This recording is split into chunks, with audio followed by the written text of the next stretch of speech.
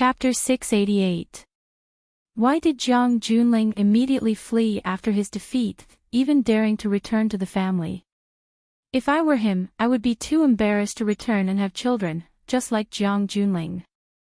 His cheat master made him the benchmark of all the heroes in the world. But this benchmark was easily pushed by someone. How could he have the face to return? Coming back would just be adding a joke to the Jiang family. The higher you climb, the harder you fall. Now, if anyone mentions those words in front of the Jiang family again, feel free to slap them. No need to doubt that he definitely doesn't have any good intentions. Even if Jiang Junling were to hide in the remote mountains and ancient forests, he would still feel a burning pain on his face when he muttered those words, right? When it came to matters involving his own younger brother, General Xing was normally unwilling to speak. Moreover, he really didn't know how to respond to this kind of matter. Saying he was good was against his heart, saying he was bad was jealousy. Simply not saying anything was the proper thing to do. The Fang Yan of the past wasn't even worth mentioning compared to Jiang Junling. Does anyone think that Fang Yan can defeat Jiang Junling? It really is unexpected.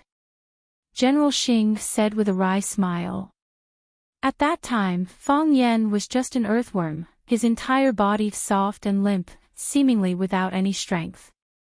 However, this earthworm that didn't have a single bone in its body was able to push through the hardest soil. Jiang Shifu said with a serious face, even if its body was chopped into 8 or 10 pieces, it would still be able to live well.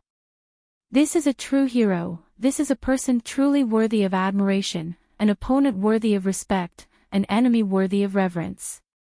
A person should be an earthworm, don't think about being a flood dragon. Even if you really are a flood dragon, wait until you know how to move clouds and summon rain before revealing your true form. Otherwise, you would have long since been slaughtered by others. Grandfather, I understand. General Xing nodded with a serious expression. I will definitely be careful and cautious, and definitely won't make the same mistakes as the military orders. It's good that you understand, Jiang Shifu said.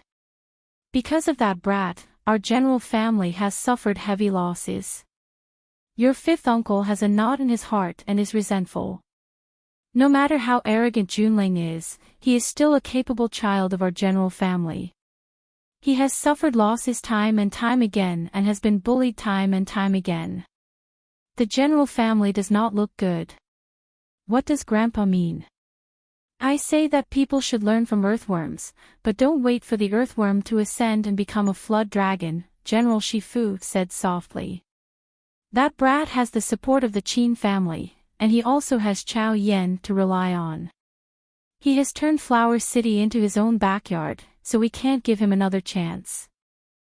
He was a wolf from Zhongshan, and when he succeeded, he became arrogant. When he becomes powerful, the first thing he'll destroy will be our Jiang family. Since the war has already begun, General Xing looked up at the dark night sky and said, then let me end it. The tigress brought over the freshly cooked dumplings. General Xing took it and hurriedly picked one up and stuffed it into his mouth. With a face full of happiness, he said, I really wouldn't exchange it even for an immortal. Within the red walls, Fang Yan was like a granny who had just entered a Grand View garden for the first time.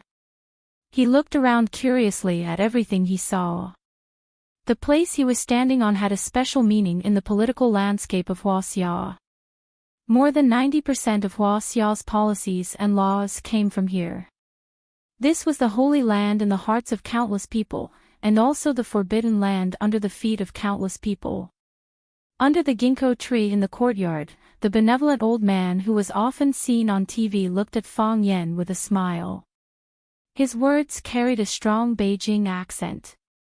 He said, young man, you look very spirited. If you go to the army, you'll definitely be a good seedling. This old man had started in the military, and now held the power of the country's army. So he had a very special feeling towards the army. He was a qualified soldier, so he also hoped that the younger generation he saw could become an outstanding soldier. Thank you, Chief. Whether I go to the army or not, I'm still a soldier of Huaxia. When the country needs me, I won't hesitate to die for the country. Fang Yan smiled and thanked the old man. What he learned was Tai Chi, so he learned it naturally. He respected this old man, but he didn't feel nervous. Because he knew that only when it was natural could he show the best of himself. As expected, the old man was very satisfied with Fang Yan's attitude when talking to him. He patted his thigh and said, "Heroes come from the young." To be valued so highly by Qianxiang at such a young age, he must have something extraordinary. Looking at the teacher sitting opposite him, he said, "Qianxiang, it's been a while since you brought me to see such an outstanding young man." The teacher held the moonlight teacup in his hand and said in a deep voice, "I have some things to take care of, so I want to pass the position of teacher to Fang Yan." The old man's expression was slightly confused, but he returned to normal in an instant. He laughed and said, "This is your family's matter, so it's up to you to decide. If you think he's good, then he must be very good." "Thank you, Chief," the teacher said seriously. The old man waved his hand and said, "Qianxiang, let's not talk about this between us. This moonlight teacup is not bad, right? You know that I've always liked collecting cups, and this moonlight teacup is my favorite among my many collections. Only when Qianxiang comes, I can't help but show it off to you. Usually, even I can't bear to drink tea with it. I'm afraid that I'll accidentally break one. No matter how precious something is, it will only have its value after it's used." "What's the value of something that can't be used?" the teacher said with a smile. "You're too naive." The old man laughed and said, "That's true. But sometimes, even if you know you've made a mistake, you still don't want to correct it. Most of the time, we make mistakes in the name of love." "That makes a lot of sense," the teacher said. "I just made a big mistake in the name of love. Now, I'm taking this kid around to atone for my mistake." After chatting for more than 20 minutes, the secretary came over and whispered in the old man's ear that the prime minister of a certain country had arrived and was waiting in the conference room. The old man's time was counted by minutes and seconds. Every minute and every second was filled up over the course of a few days or even earlier. When he found out that the teacher had brought Fang Yan over, it was not easy for him to take such a long time to meet with them. The old man waved his hand to show that he understood. He looked at the teacher with a face full of guilt and said, "Qianxiang, I still have something to take care of today.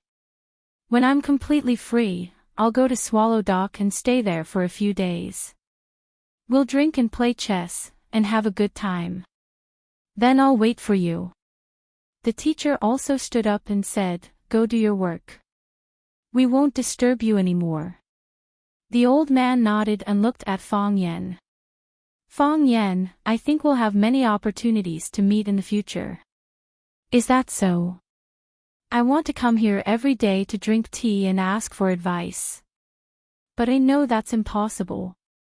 The chief is very busy every day, and he deals with military and national affairs," Fang Yan said with a smile.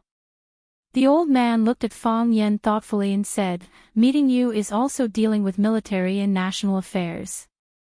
Fang Yan is very good. Keep in touch with Jianjun in the future." Jianjun was the old man's secretary, a middle-aged man who wore glasses.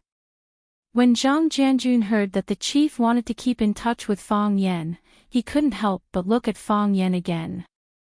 Old people of this level would never say any unnecessary pleasantries. If they liked someone, they liked him. If they didn't dislike him. He said that he wanted Fang Yan to keep in touch with him, which proved that he really wanted to talk with Fang Yan. The old man hurriedly left with the secretary. The teacher and Fang Yan were still sitting in the courtyard drinking tea. The teacher looked at Fang Yan and said, "Swallow Dock's matters are military and national affairs." "I never felt that I was so important before," Fang Yan said. "Brave warriors guard the four directions," the teacher said. Every country places great importance on the training of special forces.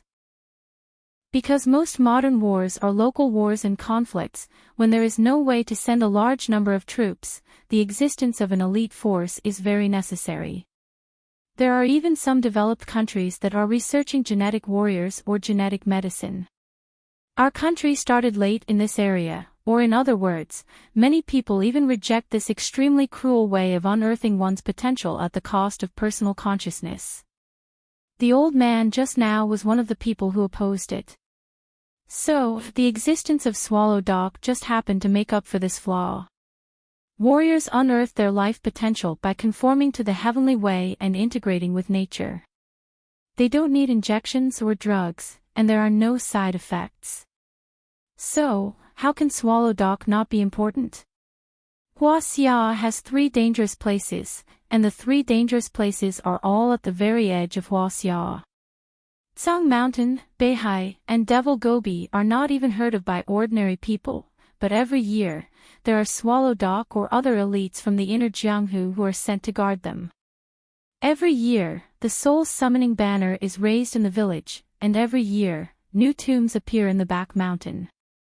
Those are all great men who sacrificed their lives for the country. How can such places not be valued? Is the teacher of such a place a disgrace to Fang Yan's character and talent? Fang Yan was speechless. The teacher went around in a big circle just to convince him to inherit his mantle and become the teacher of Swallow Dock. When did the teacher of Swallow Dock become so worthless? The old man just now also said that I haven't brought elites from Swallow Dock to visit him for a long time, the teacher said in a deep voice. 7 years ago, I brought Bai Xiu here. 16 years ago, I brought Dao Ling here. Earlier, I brought Xiao Di here. He likes people like Xiao Di the most. Fang Yan knew that Mo Light Enemy was very cool back then. But he still didn't expect Mo Light Enemy to be so cool. Even such a person loved him so much. What a pity, what a pity. Thinking of the old drunkard's current encounter, the hostility in Fang Yan's heart rose again. Huaxia Dragon God, there will be a day when we fight. The teacher glanced at Fang Yan and said, the chief told you to keep in touch with Jianjun, so you should keep in touch with him. When Bai Xiu came, did the chief say this? Fang Yan asked curiously. The teacher glanced at Fang Yan and said, no. Fang Yan grinned and said, I knew he didn't say it. Chapter 689. The teacher sighed softly and said, Bai Xiu just went the wrong way. Otherwise, he could be called a young talent. Among the younger generation, there are not many people who can compete with him. Fang Yan glanced at the teacher and said, I hope you don't mind what I said. Of course, even if you do mind, I still have to say it. Although you always put Bai Xiu on a high pedestal and said how powerful he was, I still killed him. Is this considered a counterattack by a nobody? What kind of nobody are you? You were born in the Fang family of Tai Chi. Your grandfather is a god of Red Wall, your father is a celebrity in the painting world, your mother was born in a family of scholars, and your grandfather is the prime minister of the academic world. Most importantly, Mo Qingdi, the only master of the way of heaven to come out of Swallow Fort in 100 years, is also from your Fang family. He has already comprehended the heart of Tai Chi at a young age. If such a background is still considered a nobody, then how do you expect the thousands of ordinary people who rely on their own hands to start from scratch, and even can't make a name for themselves for the rest of their lives? Listening to what you said, it turns out that I'm also a second generation. Second generation of martial arts. It's because you're too outstanding that the opponents you provoke are people like Jiang Junling. Otherwise, how could things have developed to this stage? Being too outstanding is also a kind of original sin. Fang Yan shook his head helplessly. Whether it's Bai Xiu or Jiang Junling, they're both enemies because I'm too outstanding. But, can you blame me for that? It's just that they're too narrow-minded. Yi Gentle is also outstanding. I'm always beaten black and blue by her, but have I ever been jealous of her? I even like her very much, and I'm even willing to marry her. The teacher smiled helplessly and said, You're a man, but you're quite jealous. This is not jealousy. Fang Yen said. How can I be jealous of Bai Xiu? I just strongly condemn some of his actions. If you're good enough, the worst that can happen is that you'll be killed by someone even better than you. However, if you were not outstanding enough, you would be drowned by thousands of ordinary people like you. No one could see your face, and no one was willing to listen to you.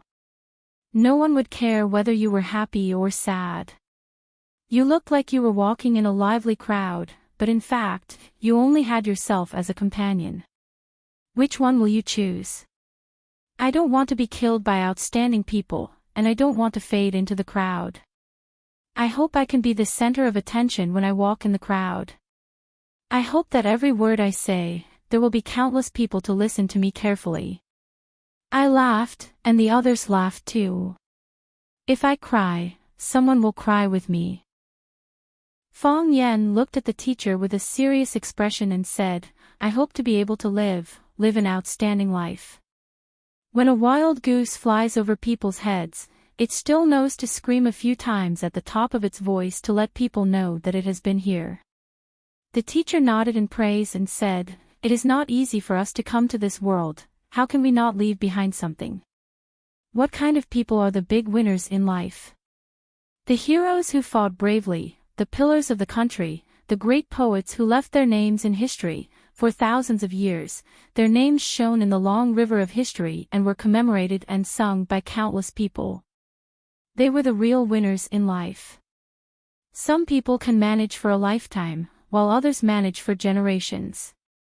Fang Yen, I hope you can become that kind of person. I also know that you have the ability to become that kind of person. Fang Yen was silent for a moment, then said, So, what should I do? Come with me to see someone. See who? Fang Yen asked. A very important person, the teacher said.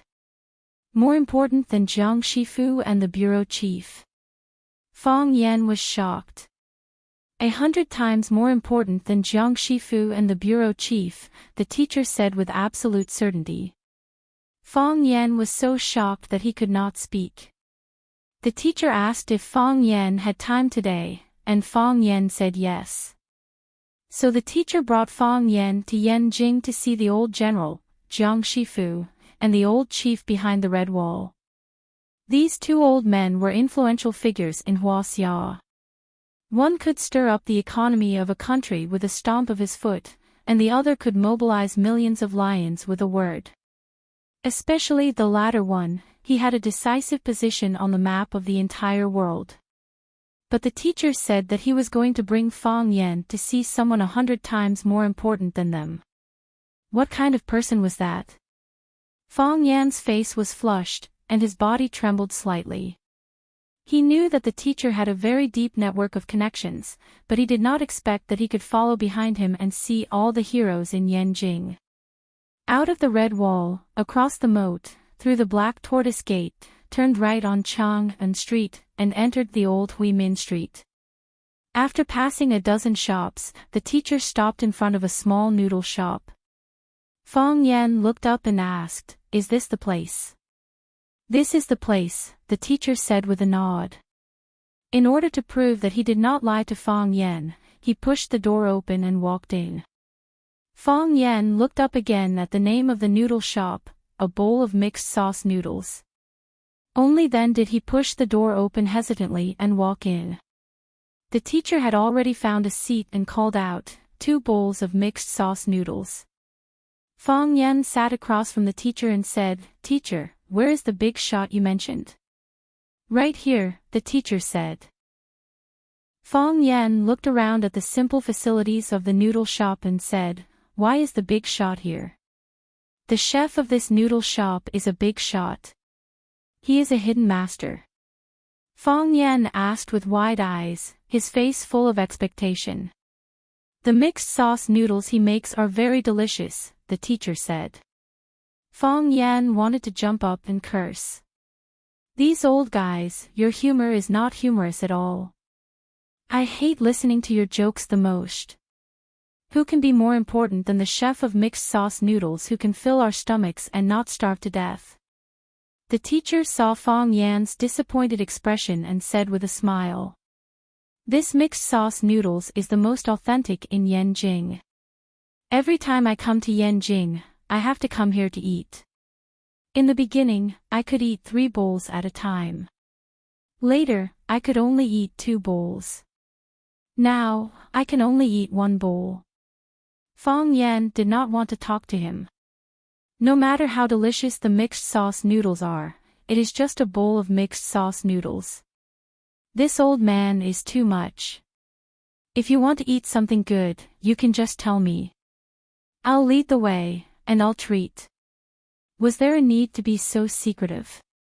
The greater the hope, the greater the disappointment. Fong Yan was in a very bad mood now. You're here.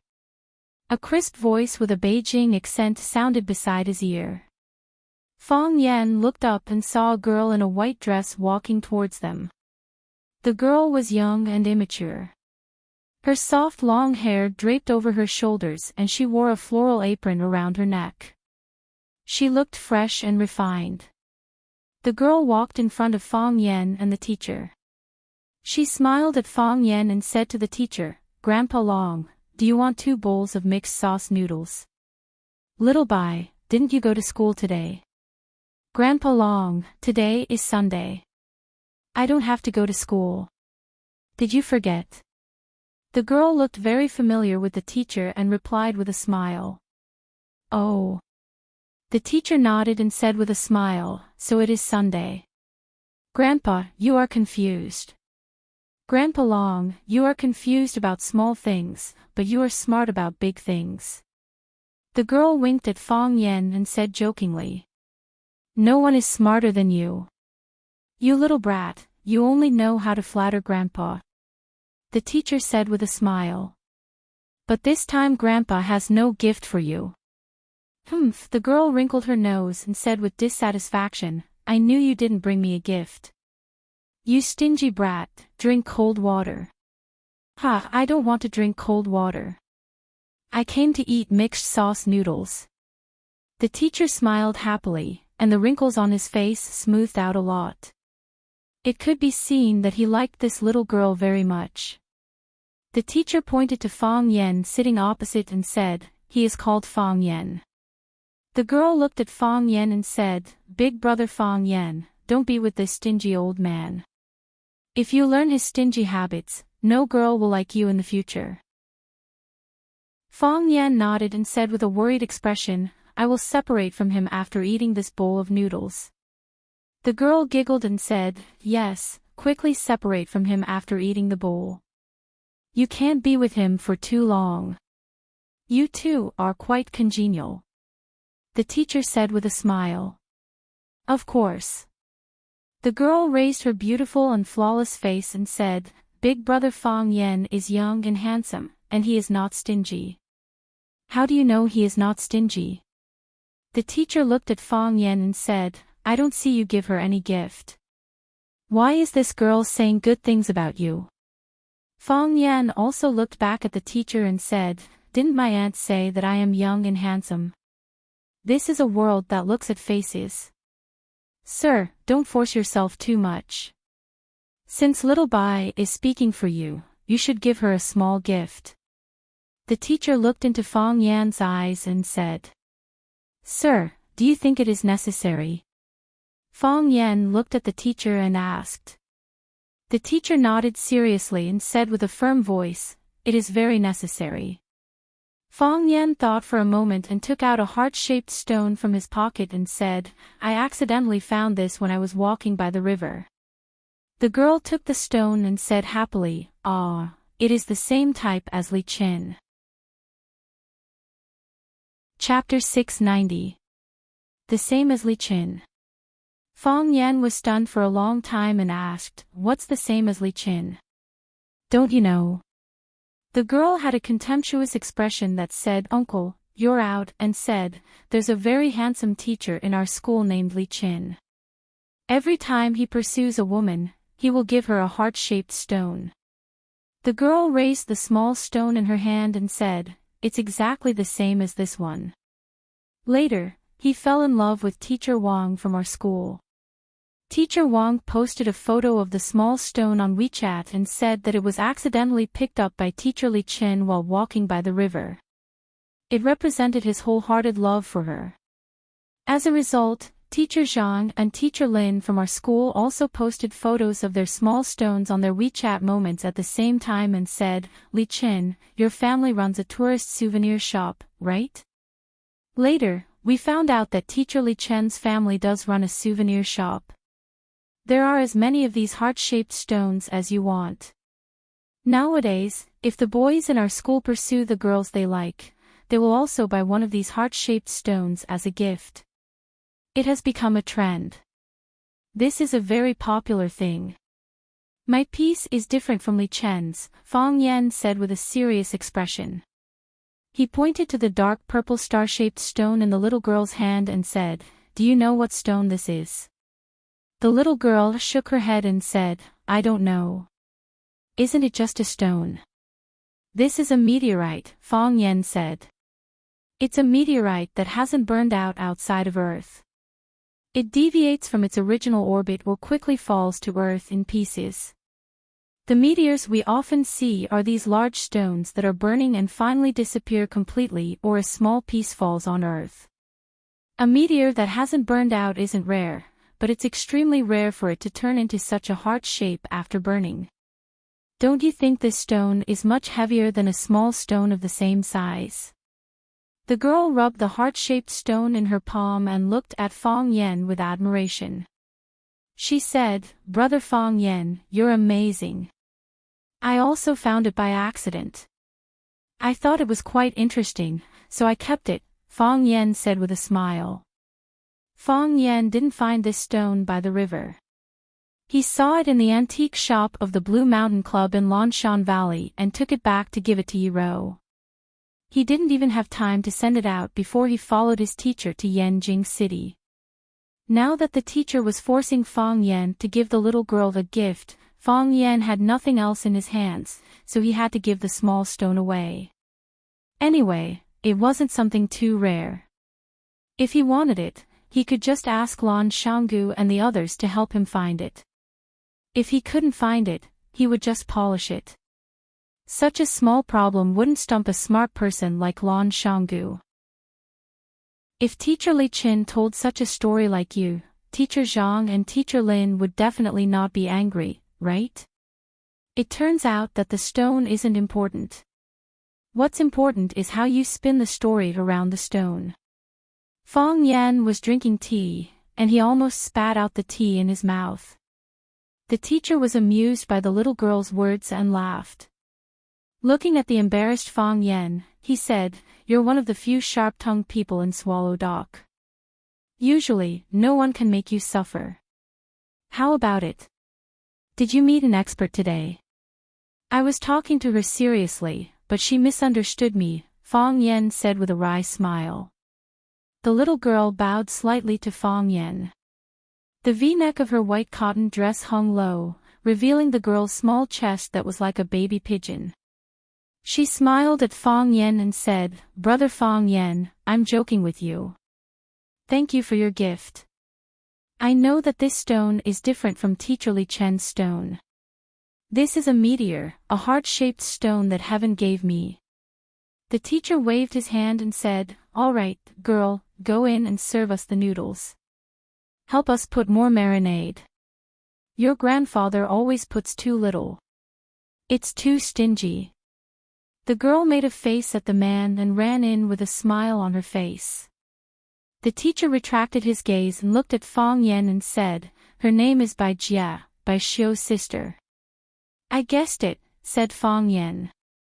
"There aren't many people with the surname Bai to begin with, and it's even rarer for you to specially bring them here. Fang Yan, I've never underestimated your wisdom. It's precisely because of this that I specially brought you here to take a look. This is Bai Xiu's home. Their family runs a noodle shop. It's because I like eating their noodles that I discovered Bai Xiu, the little fellow. After that, I brought Bai Xiu to Swallow Fort and made him stay by my side. Mr. looked at Fong Yen with a serious expression and said, "You saw it just now. Bai Xiu's sister is an ordinary person. She doesn't have any schemes and doesn't know any martial arts. Her grandfather is a master of braising, and her father is a master of making wheaten food. Their family has been running a noodle shop for generations. The most delicious noodle they make is mixed paste noodles. You'll know when you try it later." Fong Yen stared at the teacher with sharp eyes and said, "Are you afraid that I'll take revenge on these ordinary people?" "Fong Yen, I can feel the hostility in your heart. It's so strong that even I'm shocked. I know that Bai Xiu has wronged you. Bai Xiu killed your father and tried to kill you. Now Bai Xiu is dead, but the resentment in your heart hasn't completely dissipated. You're still thinking about revenge and killing people. I know that if you have the heart, you'll find this place sooner or later. With your scheming methods, you can destroy this family with just a move of your finger." The teacher said in a heavy voice, "From my point of view, I can't make you stop, and I don't want to talk nonsense about revenge. I brought you here to let you see it with your own eyes. I want you to rest assured that this family can't hurt you. They can never hurt you." Fong Yan's face was so gloomy that water could almost be wrung out. He looked at the teacher and said, "Do you think I'm that kind of person?" The teacher was silent and didn't answer. "Do you think I can do that kind of thing?" The teacher was still silent. "Do you think I'll do anything to these ordinary people who don't have the strength to truss a chicken?" The teacher acted as if he didn't hear Fong Yan's question. "The noodles are here." The little girl, Bai Jia, came over with 2 big bowls of mixed sauce noodles on a tray. She placed the bowls in front of the teacher and Fong Yan, and then put cucumber strips and marinated sauce bowls in front of them. She said with a smile, "Be careful with mixing. Don't splash it on your clothes." The little girl liked to smile very much. Every time she said a word, she habitually showed 2 small dimples on her cheeks. She was a slim and graceful young lady, and when she smiled, it was as if she had her own little son. Every time she looked at her, there was a feeling of radiance in all directions. After she placed the bowls of noodles, she looked at Fong Yen and said, "Brother Fong Yen, let me help you mix the noodles." Only then did Fong Yen stop looking at or confronting the teacher. He turned his head to look at the little girl and said, "Thank you, Bai Jia. I can do it myself." "Ah, how do you know my name?" The little girl's white and tender face instantly turned red. She stared at the teacher with dissatisfaction and said, "Grandpa Long, did you tell him?" The teacher lowered his head to eat the noodles and said, "He gave Lu Xing to you, and he still doesn't know your name. Isn't that impolite?" "Then I should say it," the little girl said with a red face. "Okay. You say it next time," the teacher said. "You have already said it. What else can I say?" "Really?" The little girl was a little angry. The teacher pushed the bowl of noodles in front of Bai Jia and said, "Come, mix the noodles for Grandpa." "Humph, you eat it yourself. I don't want to mix it for you." The little girl stuck out her small chest and said proudly. The teacher shook his head and took back his bowl of noodles. He poured the cucumber strips and marinated sauce into the bowl of noodles and stirred it himself. Bai Jia saw Fong Yan's rusty mixing movements. She grabbed the chopsticks from his hand and said, "Brother Fong Yan, let me help you." With that, she stirred the chopsticks skillfully. Pulling and pulling, flicking and pressing, Bai Jia's movements were quick and agile. There was also a unique rhythm, as if she was performing a musical instrument. Soon, Bai Jia pushed a bowl of mixed sauce noodles to Fong Yan and said with a smile, "Brother Fong Yan, eat it quickly. It won't taste good when it's cold. Fong Yan nodded and said, "Thank you." "You're welcome. You just gave me a meteorite. It's nothing for me to help you mix the noodles." The little girl squinted her eyes and smiled again. The teacher sighed softly and said, "This is really an era where looks are important." Bai Jia curled her lips, raised her head, and said, "Humph, who asked you to tell others my name? I should have told him myself. I had already thought about it. When I came out, I was going to tell him, but you brought it forward." The teacher lowered his head and ate the noodles. He said, "Isn't it because I saw that Fong Yan is good-looking?" At this moment, the glass door of the noodle house was pushed open from the outside. A few tall men walked over. When the bald man saw Bai Jia, who was standing beside Fong Yan, talking and laughing, his eyes immediately lit up and shouted, "Bai Jia, Big Brother wants to eat your underwear today." As soon as this sentence came out, the group of men laughed unscrupulously. Chapter 691. The bald man laughed arrogantly. He was very proud of his classic line. If he could, he really wanted to have a loudspeaker in his hand so that the whole street could hear the joke he unintentionally said. What a humorous and witty line! It was tens of thousands of times better than those written by novelists. The men who had followed him and laughed heartily, but there was also a hint of malice in their laughter. Regardless of whether he really thought that his words were interesting, or that he was vulgar or obscene, he still had to take care of his face. After all, he had to pay the bill every time he ate, so he had to give something in return, right? "Brother Jiangwo, do you want to eat Little Miss Bai Jia's lower body, or do you want to eat Little Miss Bai Jia's lower body?" A man with shoulder-length hair blinked his wretched eyes and said with a smile. "Lin Hai, aren't you asking the obvious? Brother Jiangwo, of course, wants to eat Little Miss Bai Jia's lower body." "No, it's Little Miss Bai Jia's lower body." A big man in a gray robe with a string of starry moon bodhi hanging around his neck laughed and said.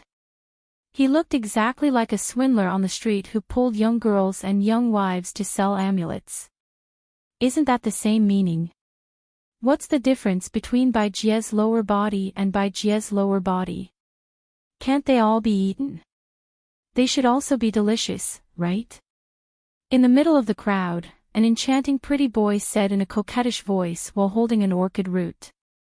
"Bai Jia is so beautiful, I'm also willing to eat." Bai Jia seemed to know these people. Her face was ruddy, her cheeks puffed up, and her eyes stared at the bald man with murderous intent. She said, "Kong Jiangwo, don't talk nonsense. Who wants to eat your lower body? Don't even think about it. Go away, don't enter my shop." Hearing Bai Jia's answer, Kong Jiangwo became more energetic and strode toward Bai Jia. His huge body stood in front of the thin Bai Jia like a big grizzly bear coveting a little white rabbit. The little white rabbit felt that it was impossible to escape even if it had wings. She said, "Little sister Bai Jia, is there a problem with your words? Is your family running a noodle shop? Since it's a noodle shop, brothers, if you don't give us lower body to eat, are you going to give us egg fried rice?" You. Bai Jia took 2 steps back, avoiding the man's close proximity. "What happened to me? Don't you think what I said makes sense?" There was an undisguised evil light in Kong Jiangwo's fish-like eyes. He said, "Sister, it's not the first time I've asked you out. Would you like to go to the bar with me tonight? Let me tell you, Big Brother will give you whatever you want to drink, and whatever you want to play, Big Brother will let you play. You can choose any bar in Hohai or Sanlitun, how about that?" "I'm not going." Bai Jia refused flatly. "Bai Jia, aren't you going to give me face?" "Let me tell you, if it were other female students, they wouldn't get such treatment. Then go find those who are willing to go with you." How classless. Fong Yan clicked his tongue. How unstylish. Kong Jiangwo only treated Fang Yan as an ordinary customer. He didn't expect that Fang Yan would suddenly shout out. This guy was really an idiot. When he shouted, he didn't even look at his brothers. There were quite a few of them here.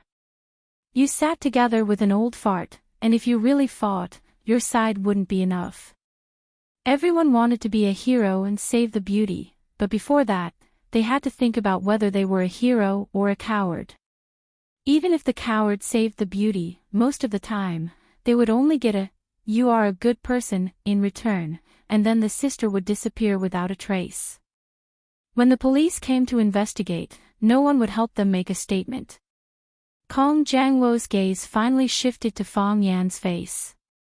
He carefully looked at him and felt that someone who could come to this small shop to eat zhejiang noodles must not be a prominent person.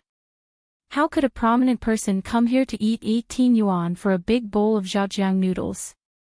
Of course, he, Kong Jiangwo, was an exception.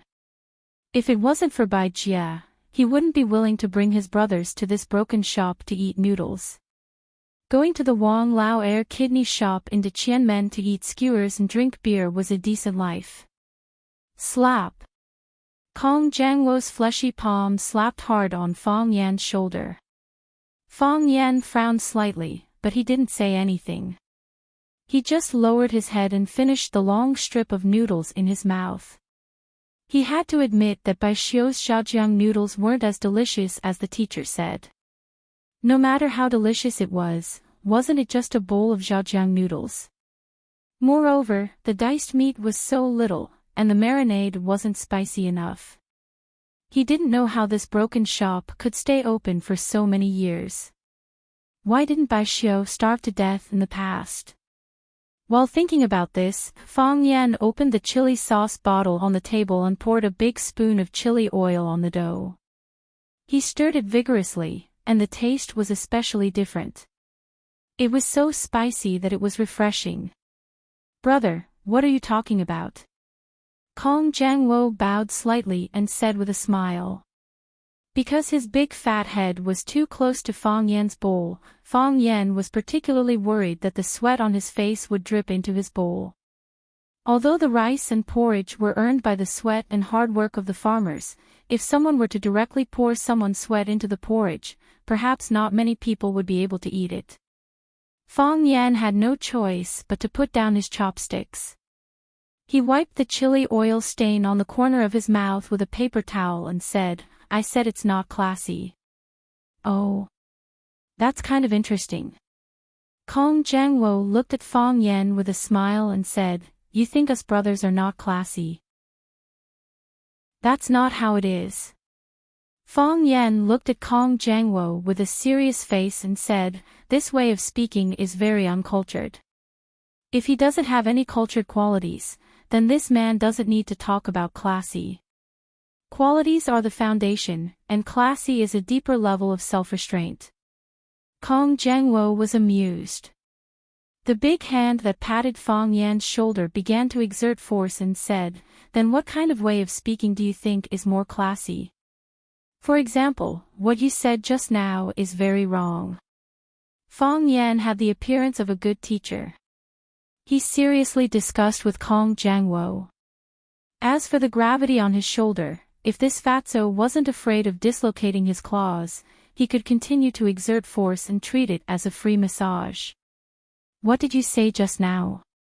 "You said you wanted to eat Bai Jia." Fang Yan glanced at Bai Jia's infinitely angry look and said, "To be honest, I don't even have the courage to repeat those words. I can't say it. I'm sorry. In fact, this can't be blamed on you, because many people in society will make this kind of mistake. They are uncultured, but they like to treat shamelessness as humor, treat vulgarity as humor, and treat lack of class as yuppie to show off to the public. Shameless, how can you talk to our brother Jiangwo? Brother Jiangwo, slap his face. Slap him shamelessly." The sissy jumped out with great dissatisfaction. Fang Yan looked up at him and remembered his appearance in his heart. "That's right. Look at how arrogant he is, as if he's some powerful person. The swindler pointed in the direction of the red wall and said, "Do you know what that place is? If you're really powerful, you can walk around there for a man to see." "I just came out from there," Fong Yen answered truthfully. The man who was eating his noodles with his head down looked at Fong Yen and said, "Don't show off your wealth." The group of punks was stunned for a moment, then they laughed. The sissy clutched his stomach and said, "I'm dying of laughter, I'm dying of laughter. Oh, this little guy is really cute. Brothers, did you hear that? He said that they just walked around there. Do you believe him?" "Whether you believe it or not, I believe it anyway. This guy, this time we kicked an iron plate. Ha ha ha, I'm dying of laughter. We really had to go there." Fong Yen explained with some unwillingness. He was indeed a powerful person, and they really kicked an iron plate. Why didn't they want to believe his judgment? Kong Jiangluo's face was gloomy, and the hand that patted Fong Yen's shoulder became more forceful. He said, "Since brother said so, then you have to tell me what is a real humorous yuppie. Let us brothers have a good experience." Kong Jiangluo also felt very strange. He usually liked to play with walnuts, and his hand strength was not small. He had pinched someone before. When his palm touched the kid's shoulder, the guy immediately cried and begged to let go. "What's wrong with this kid? I've used so much strength, but he didn't notice at all." Or, "I don't have any strength in my body today." "Well, since you're humbly asking for leave, then I'll give you a good lesson." Fong Yen nodded with a smile and said, "Hua Xiao's words are broad and profound. Any random combination will have endless wonderful uses. For example, let's use the phrase, 'the goddess's lower part is a little salty,' as an example." Bai Jie's face was frosty. She angrily stomped her feet and said, "Big brother Fong Yen, how can you say that?" "Oh, I'm not talking about you." Fong Yen quickly explained, "I'm talking about the goddess. You can just treat the goddess as another woman." Fong Yen looked at Kong Jiangluo's friends and asked in a professional and responsible tone of a teacher, "Think about it, how many layers of meaning does this sentence mean?" "2. The sissy raised his hand and answered. "The first layer means that the goddess's lower part is a little salty. The other layer, I'm embarrassed to say it. Anyway, you guys can think about it yourself." Chapter 692. Correct answer. Fong Yen hit the edge of the bowl with his chopsticks and praised, "This sissy student answered correctly. The goddess's lower part is a little salty." This sentence literally has two meanings. We can simply misunderstand that he is evaluating the goddess's noodles with too much salt. Of course, it can also be very unhealthy to think in another direction. So, it depends on the relationship between the receiver and the speaker. If the receiver and the speaker are ordinary friends, then it is an evaluation of the noodles. Even if the receiver is very dissatisfied with the sentence, because there is another meaning to cover it up, it will also make people feel that it is harmless. If the two people are ambiguous or in a relationship, then it can be extended in another direction, that is, it will increase the interaction between the two people, and also increase the interest, Erotic but not obscene, interesting but not obscene, this is the charm of language. To evaluate a man's charm, it is not whether he has told pornographic jokes in front of others, but if he tells a pornographic joke, everyone thinks he is funny and meaningful, and everyone likes him very much.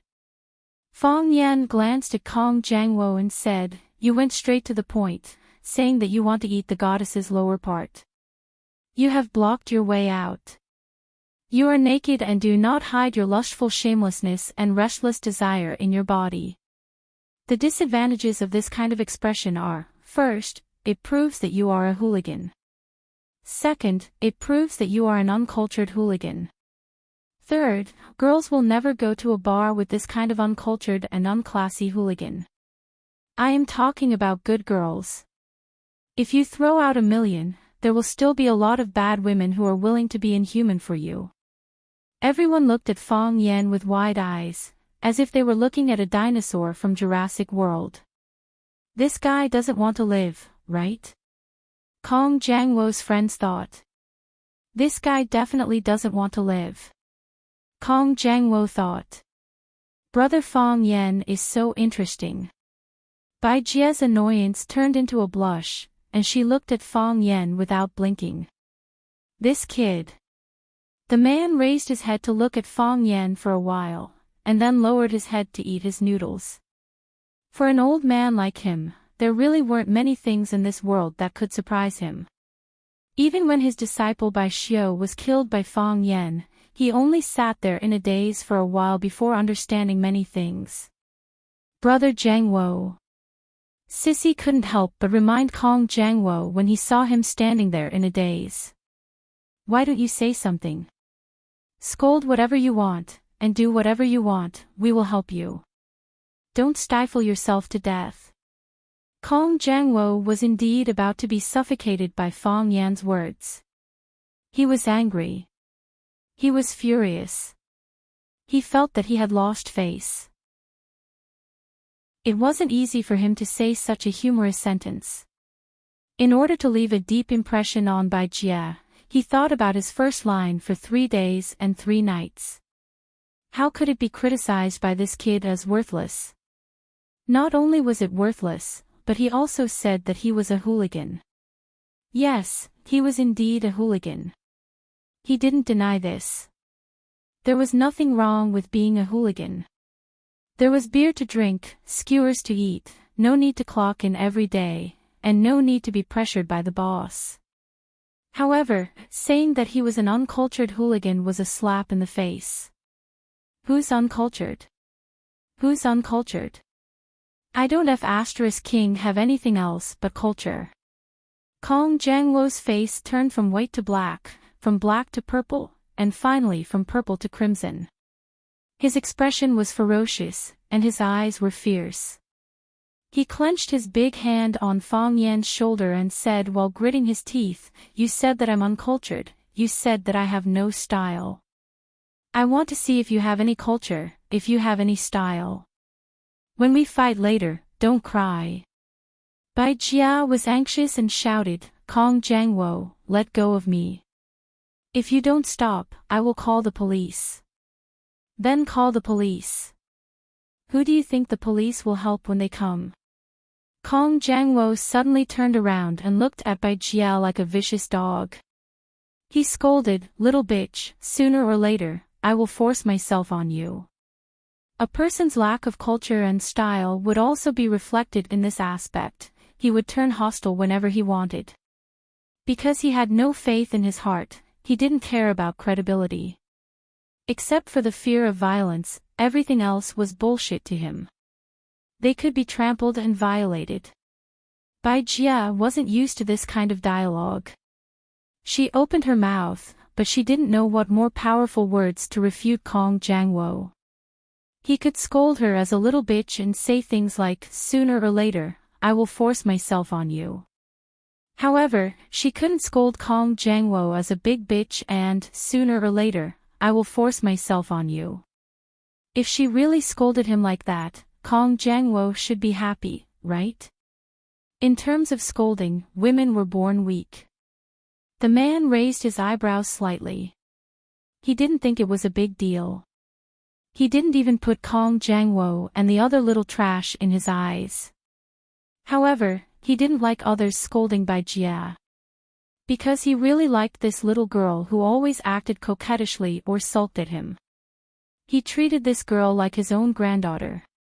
This kind of feeling was even deeper than his feelings for Bai Xiu. He hoped that Bai Xiu could become a talent, could become a teacher of Swallow Dock, and could become a pillar of the country.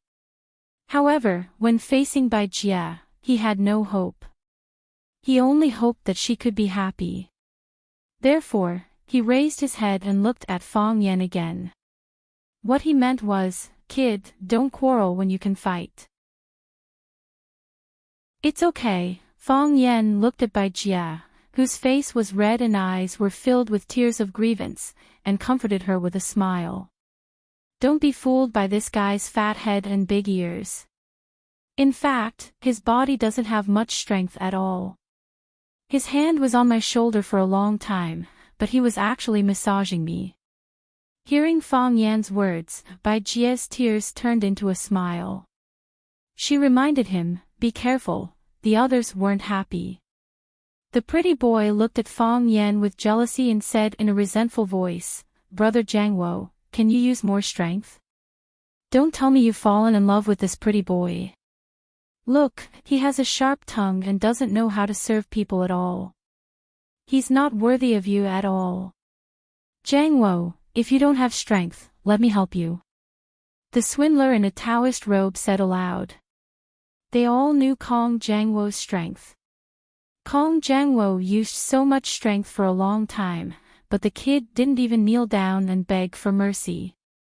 He didn't even show an expression of discomfort. Wasn't the truth in front of them? Kong Jiangwo threw the match. F***ck your grandma. Kong Jiangwo couldn't stand Fang Yan's sarcasm, and he didn't want to be looked down by his companions. He grabbed Fang Yan's shoulder with one hand, holding him so that he couldn't get up or struggle. His other hand clenched into a fist and smashed fiercely towards Fang Yan's head. Who? The wind from the fist blew. Ah! Bai Jia was so scared that she closed her eyes. Silence. Dead silence. Bai Jia opened her eyes in confusion and found that Kong Jiangwo's fist was caught in Fang Yan's palm. Bai Jia's small mouth turned into an O shape as she looked at everything that happened in front of her in astonishment. Big brother Fang Yan, you look very powerful. Fang Yan looked at Kong Jiangwo's fat face in front of him and said with a smile, can't you use a little more strength? Bah! Kong Jiangwo spat at Fang Yan's bowl of noodles. Fang Yan stared at this scene with his eyes wide open. He didn't have time to stop it, nor did he think about intercepting it. He really couldn't understand, how could a righteous hooligan do such a disgusting thing? You're really... Fang Yan weighed the words in his heart and said, a pile of stinking mud. Fang Yan grabbed Kong Jiangwo's wrist and began to exert force. Kong Jiangwo once again heard his fingers cracking. His expression became hideous and distorted again, and large beads of sweat began to drip from his forehead. Let go. Kong Jiangwo endured the pain in his hand and put on an expression that he could completely endure it. This was a move he learned from Fang Yan. He said calmly, let go. Of course, Fang Yan wouldn't let go. You bullied Bai Xiu's sister. Although I feel a little uncomfortable, I also feel a little happy. Who asked her to be Bai Xiu's sister? But, you spat in my bowl, this is unacceptable. Fang Yan continued to exert force, and Kong Jiangwo's hand continued to make cracking sounds. But this time, it was not as clear as before. All that could be heard were intermittent muffled sounds, as if the bones deep in the flesh were bursting. Let go. Kong Jiangwo couldn't hold it anymore. He was not only sweating, but also crying. Kong Jiangwo, who had just said to Fang Yan, don't cry later, was crying. He was sobbing and looked heartbroken.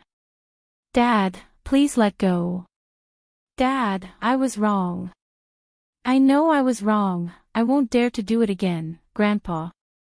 Grandpa. Grandpa. Grandpa. Kong Jiangwo didn't continue to call Fang Yan ancestor, because as he spoke, his body began to tremble. Then, his vision darkened, and he fell straight on the floor. Bang! Kong Jiangwo's huge body smashed on the floor tiles of the noodle house, and several cracks appeared on the floor tiles. Fang Yan was shocked. If this guy said that he didn't practice the iron plate skill, it would really be unbelievable. Chapter 693. Kong Jiangwo's fist had become a fist, and it would always be a fist. The bones in his palm had been deformed by Fong Yen. Even the most brilliant surgeon would not be able to restore his fist. It was precisely because of this that he simply died from the pain. Towards bad people, Fong Yen was indeed not as kind and benevolent as he appeared to be. Kong Jiangwo fell to the ground unconscious. Kong Jiangwo's companions were all shocked. The sissy ran over and shook Kong Jiangwo's body with all his might. His voice was shrill as he shouted, "Brother Jiangwo! Brother Jiangwo!" He raised his head to look at Fong Yen. With a fierce expression, he roared, "Brother Jiangwo is dead. I don't want to live anymore. I want to fight you to the death." He waved his claws and pounced toward the direction where Fong Yen was sitting. Bang! Fong Yen kicked him, and the sissy's body rolled non-stop in the noodle shop. Crack, crack, his body crashed into the leg of another table. Perhaps it was because Fong Yen used too much force, or perhaps it was because the table leg had not been maintained for a long time. With a kacha sound, the table leg broke into two. Crash! The bottles of soy sauce, vinegar, chili sauce and other condiments on the table all fell down, hitting the sissy's face and body. His eyes were splashed by the chili sauce and he desperately rubbed them with both hands while screaming like a pig being butchered. The moment he rubbed them, the sound of his screams became even more unbearable to listen to. Fong Yen stared at him coldly and said, "I'll remember you. Just now, you asked your brother Jiangwo to slap my face. Slap me shamelessly. At that time, I was thinking of slapping you shamelessly." In the end, Fong Yen did not slap the sissy's face. Because the sissy's face was covered with condiments, he had no way to do it. The Jianghu doctor turned around and wanted to run. Fong Yan's body leaped forward and grabbed the star moon Bodhi beads on his neck. After grabbing it, he exerted force and the beads broke. Crack, crack, the Bodhi seeds scattered on the ground, bouncing and bouncing non-stop. With this force, the quack doctor's body flew backward and fell heavily on the floor. Just as the quack doctor was about to get up, Fong Yan's foot had already stepped on his chest. "What do you want?" The quack doctor swallowed hard and said threateningly, "I'm telling you, you'd better not touch us. We have many brothers. You just said that if Jiangwo doesn't have the strength, you'll help him." Fong Yen looked at the quack doctor with a smile and asked aloud, "I was just saying." The quack doctor quickly quibbled and said, "I'm a monk. I've never fought with anyone before. Why would I hit you? I was just joking with you." Fong Yen frowned and said, "My two masters are also monks. He saved my life, then we're a family." The quack doctor was happy and quickly tried to get close to him. "If they know that there's a scum like you among the monks, they'll definitely take care of you personally." Fong Yen said, "I want to discuss something with you. Can you not wear a Taoist robe when you go out in the future? It's fine if you wear a Taoist robe, but you also wear a string of Bodhi beads. Your appearance is too ugly and your taste is too low. It will lower the overall appearance and aesthetic taste of our Tao sect." "No problem. No problem. I won't wear it in the future. I definitely won't wear it." The quack doctor quickly agreed. Not to mention that he didn't wear a Taoist robe. Even if Fong Yen asked him not to wear clothes in the future, he wouldn't refuse at this time. "You agreed so readily. It's obviously perfunctory," Fong Yen said. "I hate it when people are perfunctory." His toes twisted in the middle of the quack doctor's chest, and then two of the quack doctor's ribs were broken. He was lying on the floor like a dead fish. There were many questions that he didn't understand. The others wanted to escape, but Fong Yen shouted, "Come back."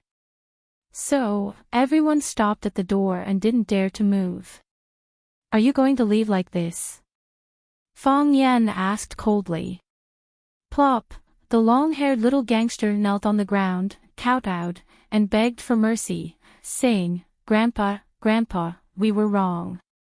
We kicked an iron plate this time. Please forgive us, please, we won't dare to do it again." Then he kowtowed to Bai Jia and said, "Miss Bai Jia, please help us. We owe you a favor. We won't dare to harass you again. If you have any difficulties, just say it to us." Bai Jia bit her lower lip and didn't speak up for this group of gangsters. 2 more people knelt down. They didn't want to have their bones broken like Kong Jiangwo and the quack doctor. There were also 2 guys who had the spirit of not kneeling down and kowtowing even if their heads were broken and their blood flowed. Although they were full of fear for Fong Yan's means, they still stood proudly. Their calves were shaking non-stop. "Whoever threw the trash can take it away." Fong Yan pointed to Kong Guijian and the quack doctor who were lying on the floor and said fiercely, "Take them away from me, don't affect our appetite." The group of gangsters didn't dare to refute. They quickly helped Kong Guijian and the quack doctor to carry them out. "Hey, you guys wait for me." The sissy got up from the ground and chased outside. Opposite the Bowl of Zhajiang Noodles restaurant was a dilapidated tea house. On the 2nd floor, near the window, a man wearing a baseball cap saw the ruffians fleeing in panic. He took out 100 yuan and placed it on the table. Then, he went downstairs and walked in the opposite direction of the ruffians. He was like a bystander watching an interesting play. When all the gangsters left, Bai Jia walked in front of Fong Yan and said gratefully, "Big brother Fong Yan, thank you. Are you okay?" "I'm fine." Fong Yan smiled and shook his head. "Big brother Fong Yan, I didn't expect you to be so powerful.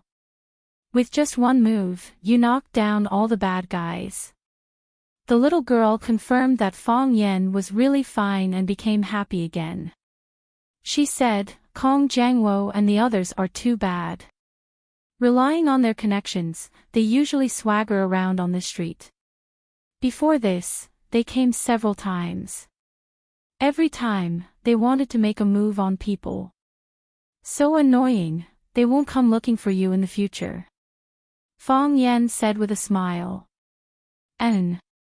The little girl nodded seriously and said, "Big brother Fong Yan taught them a lesson today.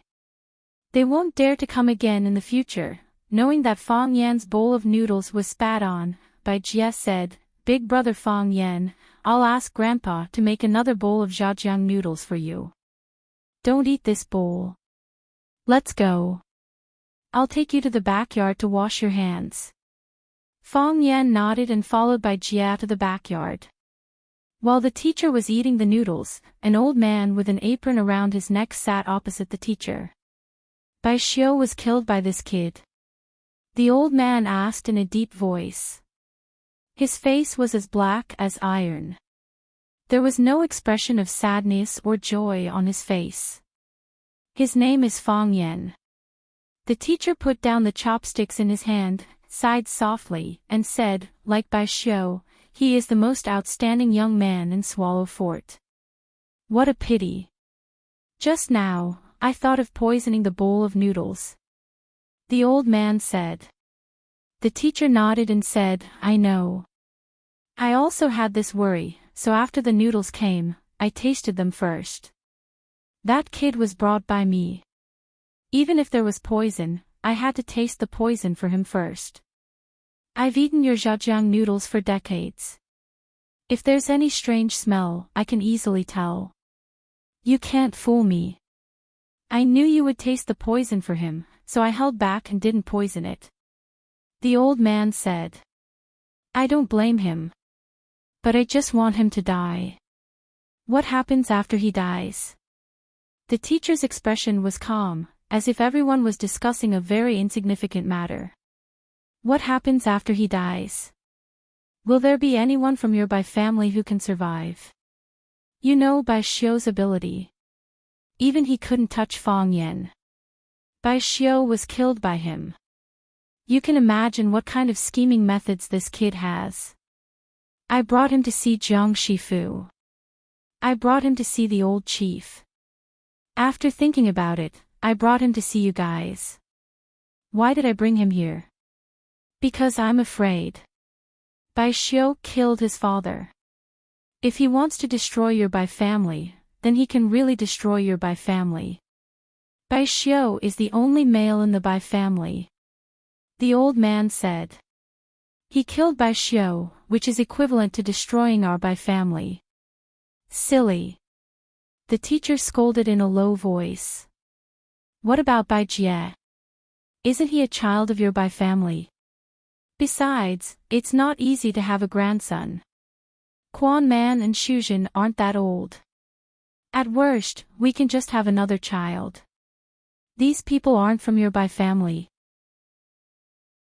Because of this idiot Bai Xiu, you're going to sacrifice all of their lives. The old man was scolded by the teacher and remained silent. Fortunately, you didn't poison the noodles just now.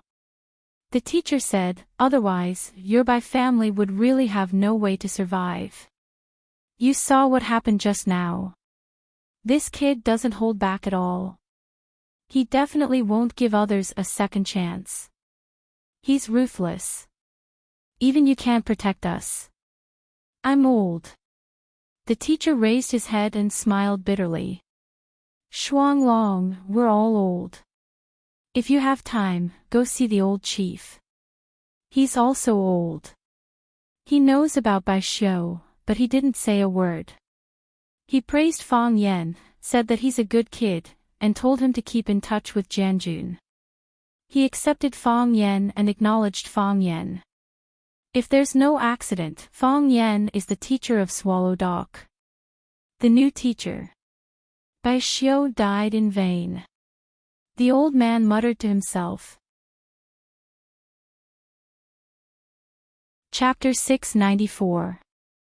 Bai Xiu died in vain, the teacher echoed. I have a son and a daughter-in-law. We can have more grandchildren. I have a granddaughter. At worst, I can let my grandson-in-law marry into our Bai family. I can always think of a way to carry on the family line. It doesn't matter. The old man rubbed the flour on his palms and said, but Bai Xiu can't die in vain. Bai Xiu already died in vain, the teacher said coldly. If you dare to do anything, I'll kill you first before Fang Yan does anything, so as not to harm my granddaughter, then Bai Xiu can only die in vain. Big tears fell from the old man's eyes. How can he die in vain? What else can he do?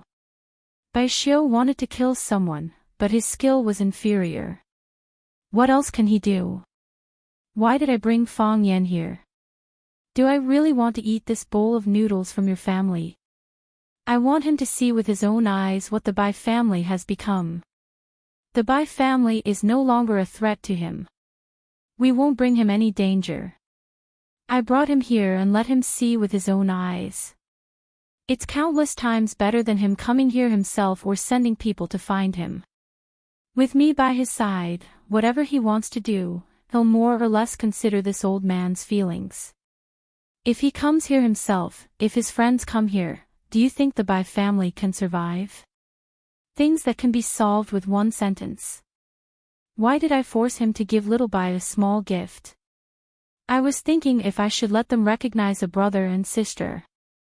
I just want him to have a good relationship with the Bai family. In the future, no matter what he does, he will think a little more, and he will also know how to hold back. Even if the Bai family is in trouble, he will still lend a hand. Fang Yan is a good child. If he wasn't forced into a corner, he wouldn't do anything to hurt people. Double Dragon, this is the best result. You can't ruin things in the middle. Bai Xiu died in vain. The old man sighed, got up, and walked towards the back of the kitchen. Another bowl of noodles, the teacher said. Zhejiang noodles without poison. The old man didn't say anything. The teacher put down his chopsticks and looked at the bowl of noodles in a daze. No one knew what he was thinking. This time, he could only eat half a bowl of zhejiang noodles. After eating another bowl of Bai Xiu's fried paste noodles, Fang Yan and the teacher left together. Fong Yan wanted to pay the bill, but Bai Jie refused. Big brother Fong Yan, you gave me meteor and helped me so much. This bowl of noodles is on me. Bai Jie was so anxious that her face was red. She kept waving at Fong Yan, for fear that Fong Yan would put down the money in his hand. Fong Yan looked at her delicate and flawless face, nodded and said, "All right. Thank you, Bai Jie. Your family's Shaojiang noodles are very delicious." Bai Jie grinned, waved her hand and said, "It's what I should do." "Brother Fong Yan, where do you usually live? Is it in Beijing?"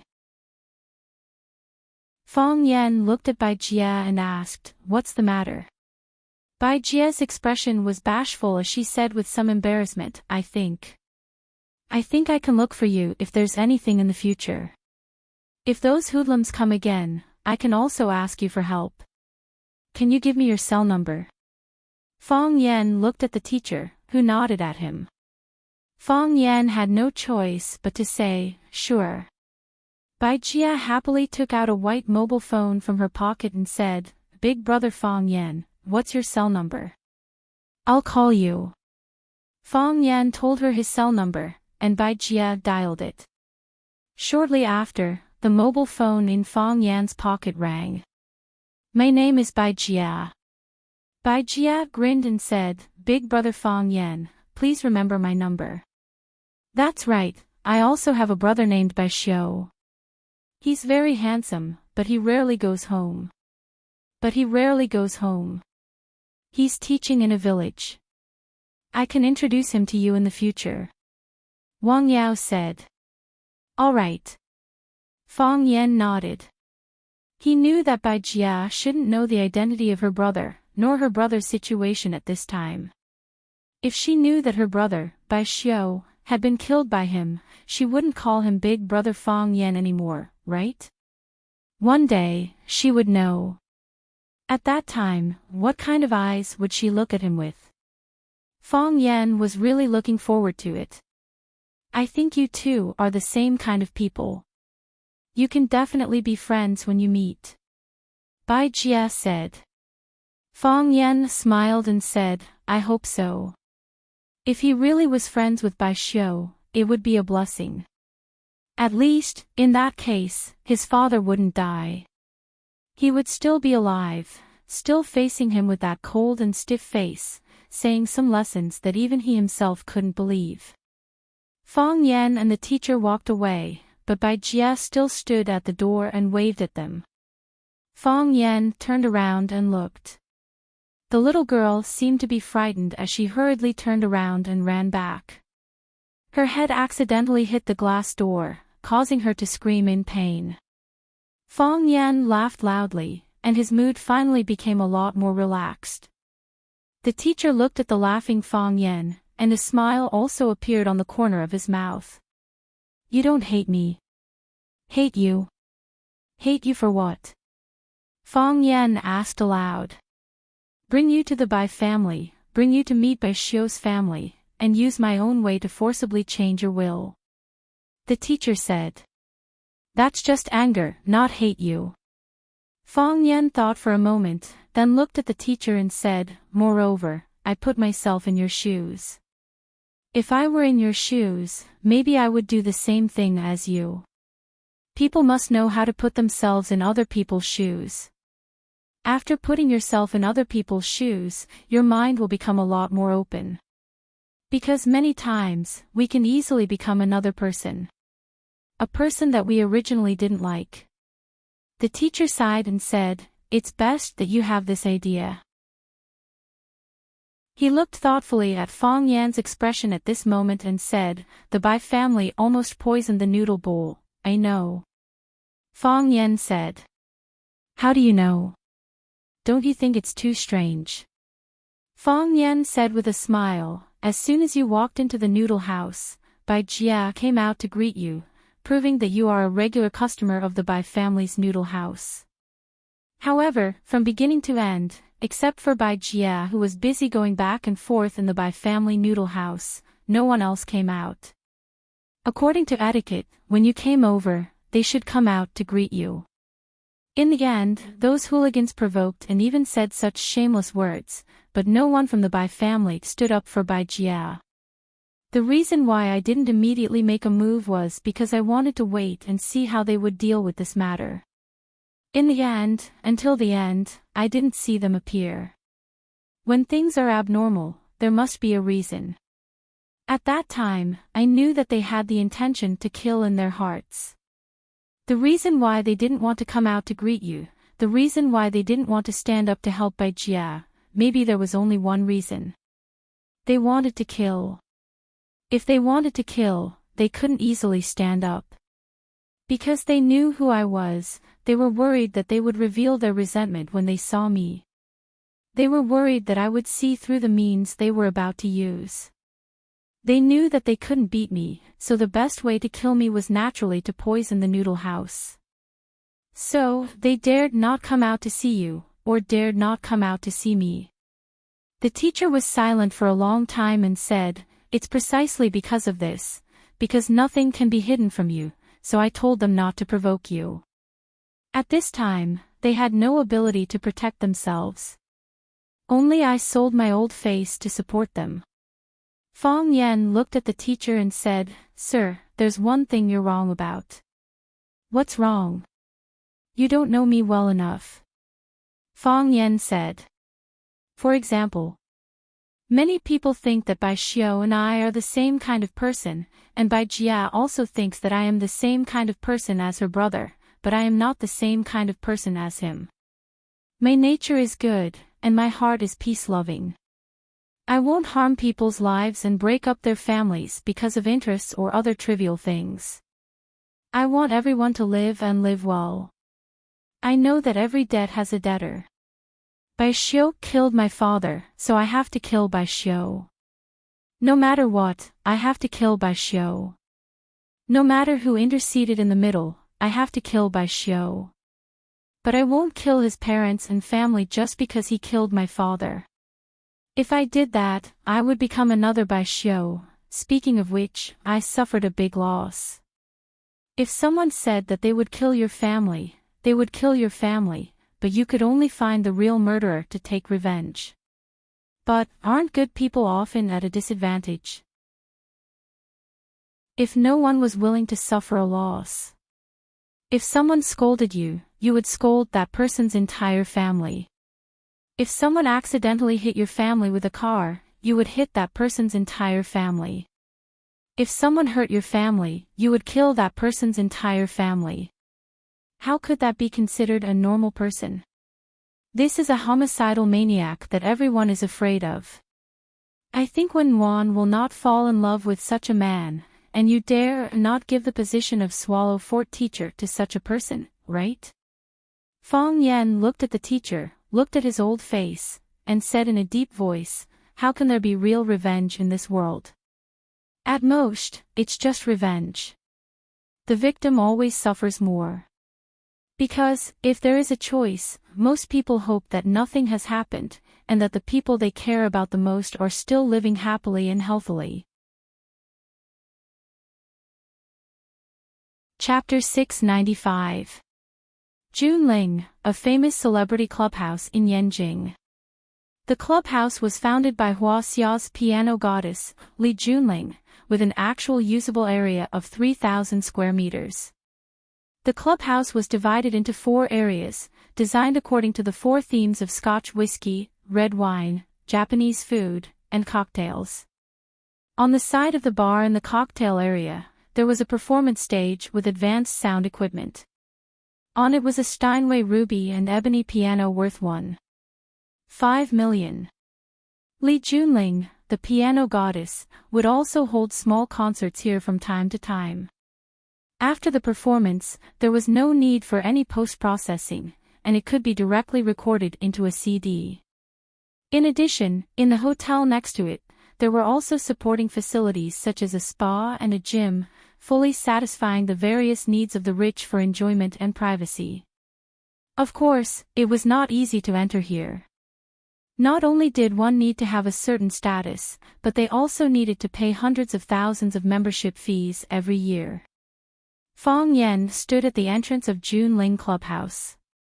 A handsome greeter in a black suit immediately came over and said respectfully, "Sir, how can I help you?"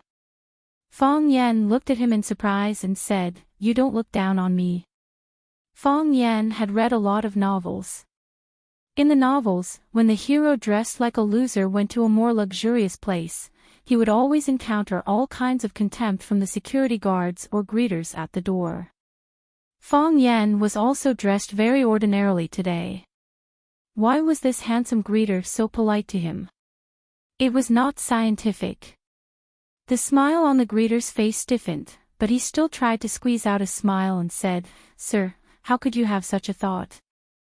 Every guest who comes is a distinguished guest of Junling. We should give the most sincere and warm service. How could there be such a thing as looking down on me?" Pfft! A woman behind him couldn't help laughing. Li Junling, who was wearing a red dress and had her hair permed into small waves, walked over in silver stilettos. She looked at Fong Yen and said, "Sir, is this your first time coming to Junling?" Fong Yen stared at her warily and said, "Do you want to look down on me? I've read about it in books. It's not the security guards who look down on us, it's the unruly ladies in the club who look down on us." Li Junling was once again amused and giggled. She looked at Fong Yen with gentle and charming eyes and said, "Sir, you're really too funny. I'm not trying to make things difficult for you, and I don't look down on you at all. Moreover, I sincerely want to be friends with you." She took the initiative to extend her little hand to Fong Yen and said, "I'm Li Junling. May I know how to address you, sir?" Fong Yen didn't immediately hold her pair of spotlessly white and flawless small hands that were worth millions of gold, rather he carefully examined them, repeatedly praising them, saying, "White and tender skin, slender finger bones, each finger extremely rich in tensile strength, soft yet not lacking in strength. This is the world's rarely seen flux hand.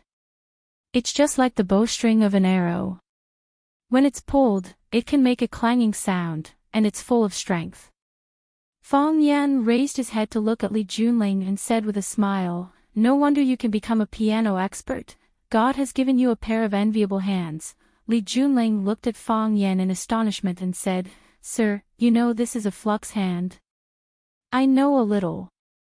Fong Yen nodded. Li Junling's heart was in turmoil, and she asked excitedly, "Sir, are you also a person of the same profession?" Fong Yen waved his hand and said, "I only understand appreciation, but I don't understand music." Seeing that Li Junling still extended her hand, Fong Yen held her small hand and gently shook it. "Then sir is teacher," Fong Yen said. "I used to be a teacher, but now I'm a security guard." The handsome receptionist next to them looked over with a face full of astonishment, and then quickly turned his line of sight back. He thought, "Do you think we're idiots? Which security guard could make the piano goddess, Li Junling, tremble with just a few words? Which security guard has the courage to run to the entrance of Junling Club to pick up girls?" Fong Yen noticed the expression on the handsome receptionist's face, patted his shoulder and said, "Don't be suspicious, in fact, we are in the same profession, but your place of work is the club, and my place of work is the school." Li Junling pursed her lips and smiled tenderly. She was experienced and knowledgeable, so she simply didn't believe Fong Yan's nonsense. But, looking at Fong Yen speaking such nonsense with a deadpan expression that no one would believe, it was quite interesting. Moreover, he actually knew about flux hand. Just based on this point, she should regard him as an honored guest of Junling Club. "Sir, don't joke around," the handsome receptionist said with an embarrassed face. Being teased by a man in front of his female boss, he really wasn't used to it. "I'm not joking," Fong Yen said. Li Junling looked at Fong Yen and said, "Sir, I have already introduced myself, but you still haven't told me your name. This is very ungentlemanly behavior." "Fong Yen," Fong Yen said with a smile, Fong as in Fong, Yen as in two flames. Even if I told you, you wouldn't have heard of it, so I thought that telling you my name would be meaningless. Every day, there are so many people introducing themselves to a beauty like you, so how could you remember such an insignificant person like me? Fong Yen. Luqi's close friend Fong Yen.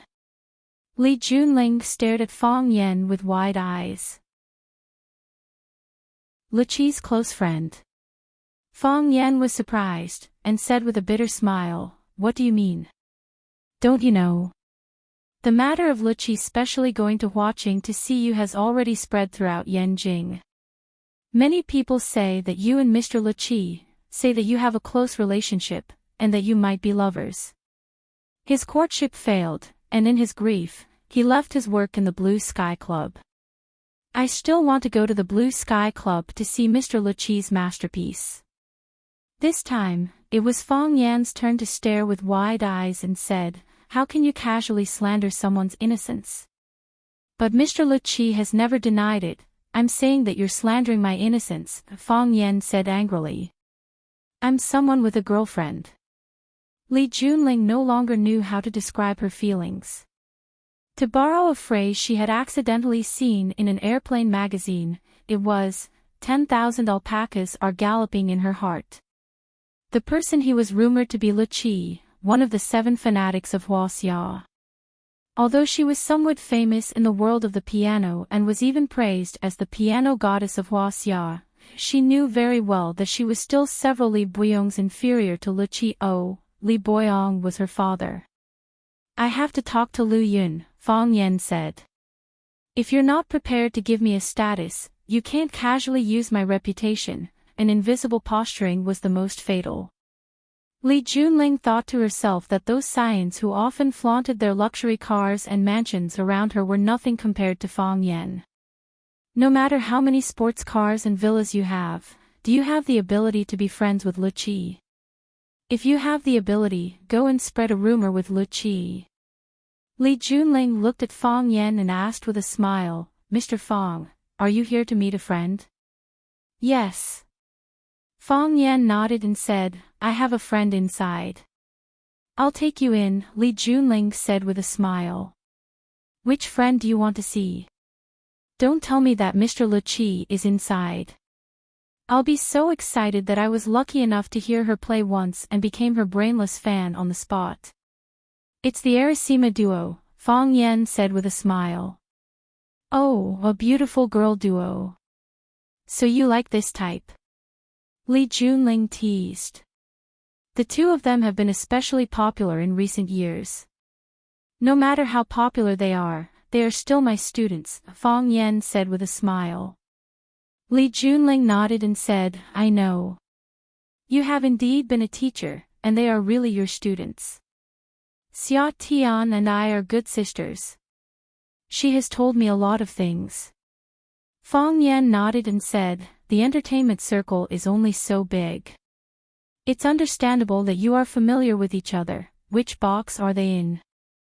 "In Autumn Whispers," Fong Yan said. "What a strange name. This is a very famous piano song and one of my favorite piano songs," Li Junling explained. "There are only 7 boxes in the Junling Club, and the name of each box is named after a world-famous song. For example, Croatian Rhapsody, For Alice, Starry Sky, and other songs." "That's really creative," Fong Yan said with a smile. Li Junling's popularity was excellent. Everyone who saw her would take the initiative to say hello to her. Even some people who sat far away would wave at her from afar. Li Junling's attitude was amiable, and he responded gracefully without losing his distance. Under the guidance of Li Junling, Fong Yan soon came to the door of the Autumn Whispers box. Before Fong Yan had time to open the door of the box, Jiang Qin had already jumped up from the brown leather sofa, ran over and hugged Fong Yan's arm, and shouted, "Mr. Fong, you are finally here. Yuan Lin and I have been waiting for you for an hour. There are still guests." Fong Yan said embarrassedly. Although they hadn't seen each other for a long time, Jiang Qin's attachment to him still hadn't changed. She saw that he was still throwing himself at her like a few years ago. Perhaps, in her heart, he would always be the young and handsome male teacher who liked to wear a white shirt. Seeing Li Junling standing behind Fang Yan, Jiang Qin's face suddenly turned red. She quickly let go of Fang Yan's arm and took the initiative to greet Li Junling, saying, "Sisterly, so you and Mr. Fang also know each other? I just met your Mr. Fang at the door." Li Junling said with a smile, still thinking about the scene she had just seen. Fang Yan said that he had a girlfriend. Could his girlfriend be Jiang Qin of the South Star Group? If that was the case, Fang Yan had already had a secret relationship with Jiang Qin when he was a teacher. Wasn't that a teacher-student relationship? This beast. Chapter 696. The cold wind was piercingly cold, and the glaciers stretched for thousands of miles. A puff of air, and that puff of air immediately condensed into mist. A pee, and while you were still peeing, the upper half was steaming, and the lower half was already frozen. Can you imagine what it feels like to hold a popsicle with your little penis? The land of extreme cold truly lived up to its name. This was the coldest place that Mo Qingdi knew of. Mo Qingdi felt a little sad. He never thought that he would be the mistress of an animal. At this moment, he was lying on a soft mattress woven from the fur of a snow wolf, making afternoon tea and pastries with all kinds of rare and exotic treasures, and admiring the crystal-clear inverted icicles hanging on the ceiling of the cave. It had to be said that Mo Qingdi's life at this moment was really good. Ever since he and his boyfriend, Ice Dragon, had argued countless times, Ice Dragon had finally realized that humans couldn't just eat one type of fruit. When they ate lava fruits, they also needed to eat other foods to change their taste. Thus, Mo Qingdi's 3 meals a day were lava fruits with baby ginseng, lava fruits with 9-petal snow lotus, lava fruits with red silk fish, and lava fruits with snow snake meat. Every meal was inseparable from lava fruits. However, there were other foods that could be changed, and Mo Qingdi himself was not a very picky man, so he was not dissatisfied with these 3 meals. Not only was he not picky, he was even grateful. Before he met Ice Dragon, he did not have such a standard of living. Treasures like baby ginseng and 9-petal snow lotus, he did not even think about or see them. Fortunately, there was Ice Dragon, and fortunately, there was this little transparent dog. Dragons were all rich, and every dragon had its own treasure vault. Even though Mo Qingdi had never been inside, he knew that this Ice Dragon was just as rich as the 4 seas. Otherwise, how could he continuously bring out so many precious ingredients from the cave? Other than the few things that Mo Qingdi often ate, there were also some new things that made one's eyes light up. The red silk bean, the white transparent volcano scorpion, all of these tasted pretty good, but they were very rare, and could only be eaten occasionally. There were also some unsightly-looking things that Mo Qingdi found hard to swallow. After Mo Qingdi made a gesture to Ice Dragon to indicate that he was not blessed enough to enjoy those things, Ice Dragon did not hold back and swallowed them into his stomach with a curl of his tongue. Living a comfortable life with a gentle and considerate boyfriend, although his appearance was a bit weird. But, was this the happiness she wanted? How is Fang Yan now? How is the Fang family now? Has Fang Yixing been avenged? Every day, Mo Qingdi would ponder these questions.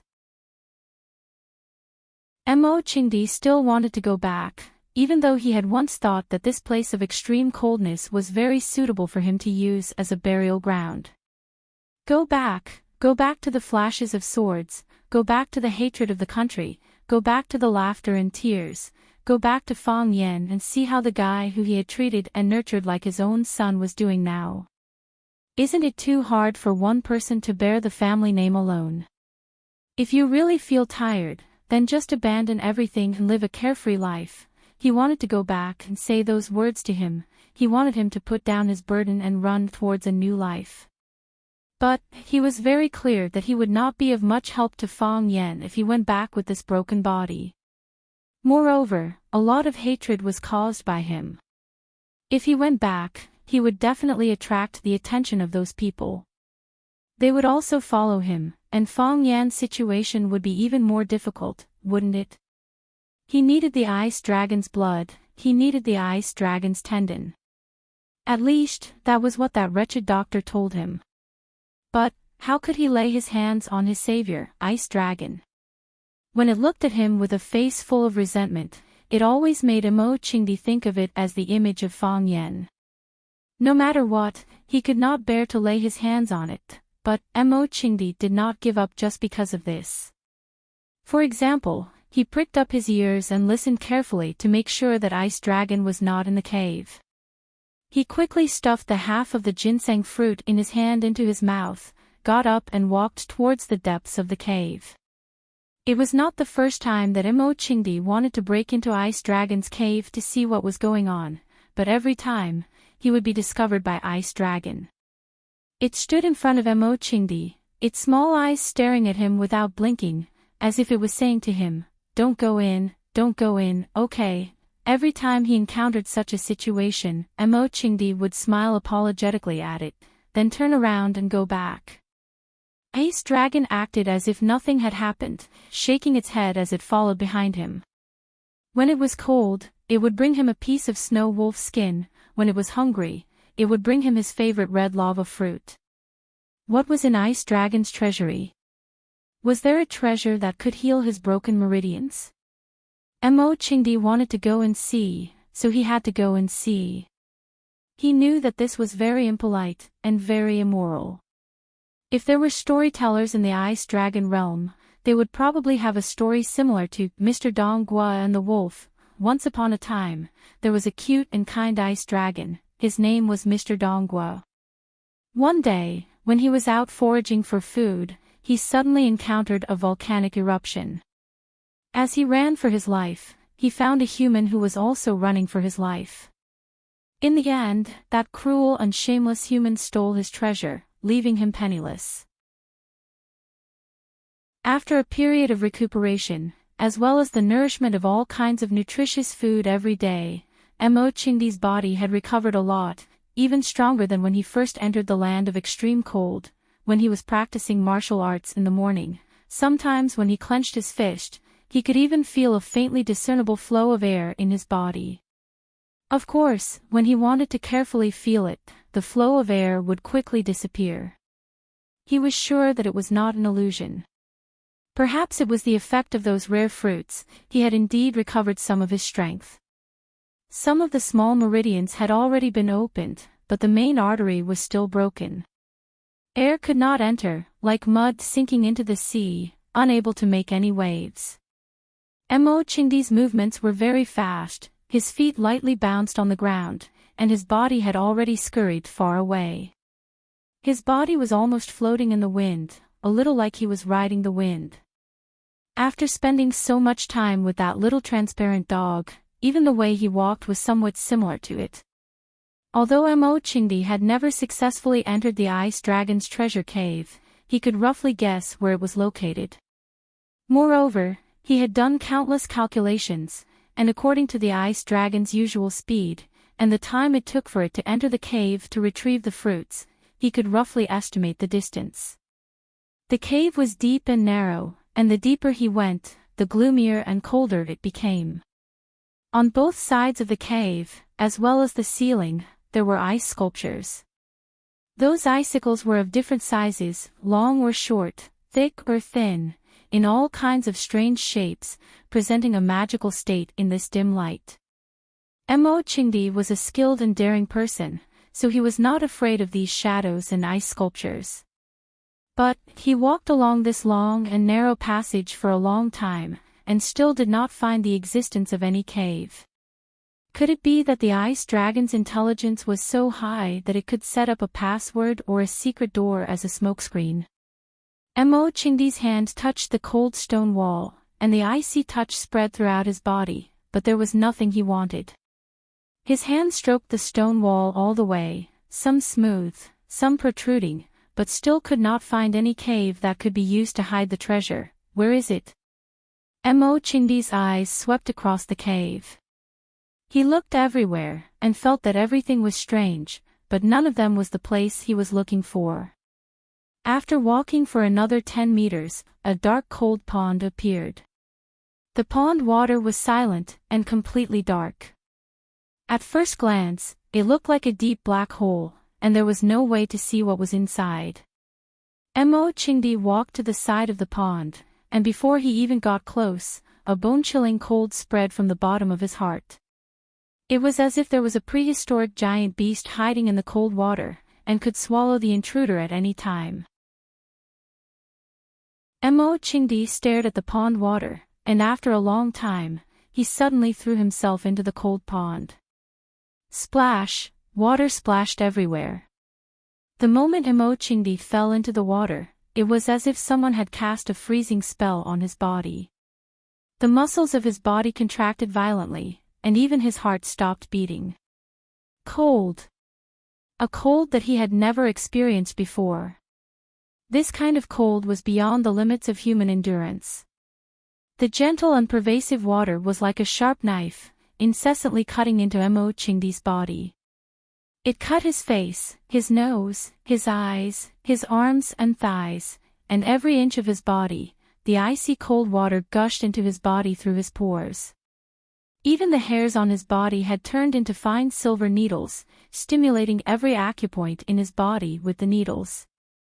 Because of the self-defense mechanism of his body, when Mo Chingdi fell into the water and was attacked by the cold, his body naturally curled into a ball, like a fried prawn in a pan of oil.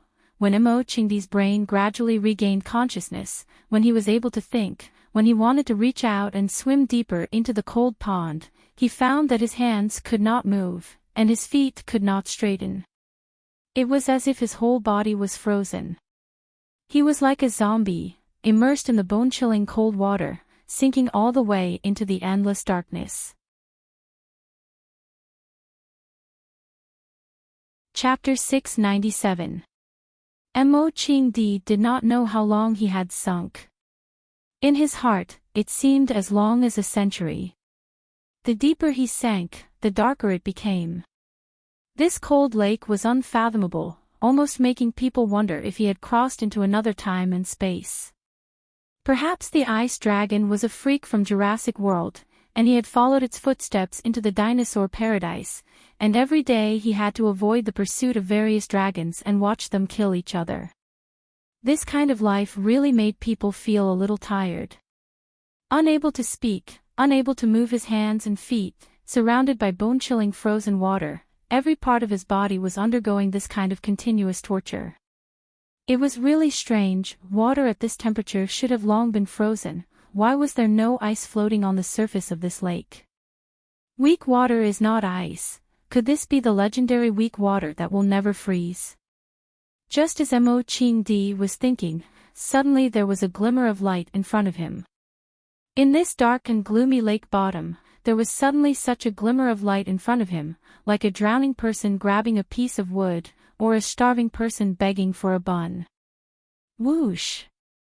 Mo Chingdi's body followed the undercurrent at the bottom of the lake towards the light, and then with a bang, he fell into a pool. Splash! Mo Chingdi's body fell into the pool, and then his head quickly floated up again. Only then did his bound hands and feet regain their freedom. Mo Chingdi had arrived in another world, but it was not the Jurassic Park that he had imagined, but after sinking to the bottom of the lake, following the undercurrent below, he entered a more open cave. A huge cave, the size of a basketball court. At this moment, Mo Chingdi was situated in a large pond. The pond was connected to the bottom of the frigid pond, and the spring in the frigid pond was constantly pouring water into the black pond. The water from the black pond was constantly flowing into the pond. This is the ice dragon's treasure vault. Mo Chingdi thought. Strangely shaped stones, huge icicles hanging upside down over his head, rushing water, and a world of ice and snow. It has to be said that there was really nothing to see in this extremely cold place. Other than ice and snow, there was only ice and snow, and cold wind and cold wind. If you accidentally see any bright colors, it is definitely a very rare lucky day of the year. Mo Ching-di climbed out of the ice pool, and then began to search the huge cave. He had a feeling he knew he was in the right place. Of course, the previous sentence was nonsense. This sentence was true as well. Although the cave was big, Mo Xiaoti's eyesight was better than others. Finding some things was not a difficult task for him. Soon, he found a vegetable garden in the northeast corner of the cave. It was a large patch of red, yellow, green, and purple, almost dazzling his eyes. Seeing that vegetable garden, even someone as knowledgeable as Mo Chingdi was momentarily stunned. It had to be said that in a place where even birds wouldn't poop, having such a vegetable garden was equivalent to Ma Yun having Taobao, Ma Huatang having penguin, and Wang Xikong having Wang Jianlin in the human world. The ice dragon that Mo Chingdi knew was really a local tyrant dog in this land of extreme coldness. Baby ginseng grew the most. They grew irregularly all over the hillside, making it look like a radish field. There were also some 9-petal snow lotuses, very few in number, with a large blank space in the middle. Those blank spaces should have been snow lotuses, but because Mo Chingdi liked to eat them, they were all plucked by Ice Dragon. There was also the mountain of snow wolf meat. Last time when the pack of snow wolves came to provoke the Ice Dragon, that little transparent dog suddenly showed its power and annihilated the entire pack of snow wolves right in front of Mo Chingdi's eyes. Mo Chingdi's hands and feet turned cold when he saw that. If this dog suddenly wanted to change its lifestyle or change its taste by tasting human flesh, wouldn't he be dead for sure? Big and big red silk fish, big and big snow snakes, and a variety of fruits that Mo Chingdi had either eaten or never eaten before. Mo Chingdi felt an inexplicable sadness in his heart, thinking that it was no wonder that before he met Ice Dragon, he could not find any edible creatures in the ice field. Even those mutated rats could only be eaten in half at a time, and the other half would be frozen for the next meal. Now he knew that all the edible creatures in the ice field had been collected by Ice Dragon into his own treasure vault. It was said that dragons loved to collect things, and it seemed that the saying was true. Mo Chingdi naturally did not come here to look for food. Whatever he wanted to eat, Ice Dragon would not hesitate to send it to him. He had confidence in this. Ice Dragon was a very considerate dog. He walked in another direction and stopped at the entrance of a small cave. The reason why he stopped at the small cave was that he was attracted by the golden light inside. Diamonds, a lot of diamonds. White diamonds, red diamonds, yellow diamonds, green diamonds, blue diamonds, brown diamonds that were close to the color of stone, and some strange stones that were unknown but shining brightly. The dragon race liked sparkling things. They liked gold or diamonds. They liked anything that could shine. Although Mo Chingdi had always regarded Ice Dragon as an invisible little dog, he was still a side branch of the dragon race. He had many or all of the characteristics of the dragon race. Greed, lust. Of course, lust referred to his love of color. As for whether he was attracted to men or women, Mo Chingdi had not yet found out. Based on Mo Chingdi's mathematical skills, he made a preliminary calculation in his mind. If he brought all these diamonds back to Yanjing, he would definitely be able to sell them for an astronomical figure. As for how much that astronomical figure would be, he had no idea. Mo Chingdi stood at the entrance of the cave for a few seconds, then turned and left. Looking at the pile of stones, he was not as surprised as he was when he saw the vegetable field. Presumably, Fang Yan would like these stones more. Then Mo Chingdi continued to walk along the small path. In the most secluded northwest corner, he found a cave blocked with stones. Because the stones blocking the door were not big, there were many gaps in the middle. Through these gaps, he could see light coming from inside the cave. Mo Chingdi peered through the gaps, but he saw nothing but light. This made Mo Chingdi feel very strange. The precious vegetable field and glittering stones were not sealed with stones, so why was this cave blocked with stones? Could it be that there were more precious treasures inside than the vegetable field and the diamonds? Without any hesitation, Mo Chingdi quickly removed the big stones blocking the entrance. When he stood in the middle of the cave and looked at the huge ice sculptures on both sides of the cave, he felt an indescribable sense of shock. Ice dragons. Huge ice dragons. These ice dragons were big and small. The big ones were as big as a yacht, and the small ones were as small as a fishing boat.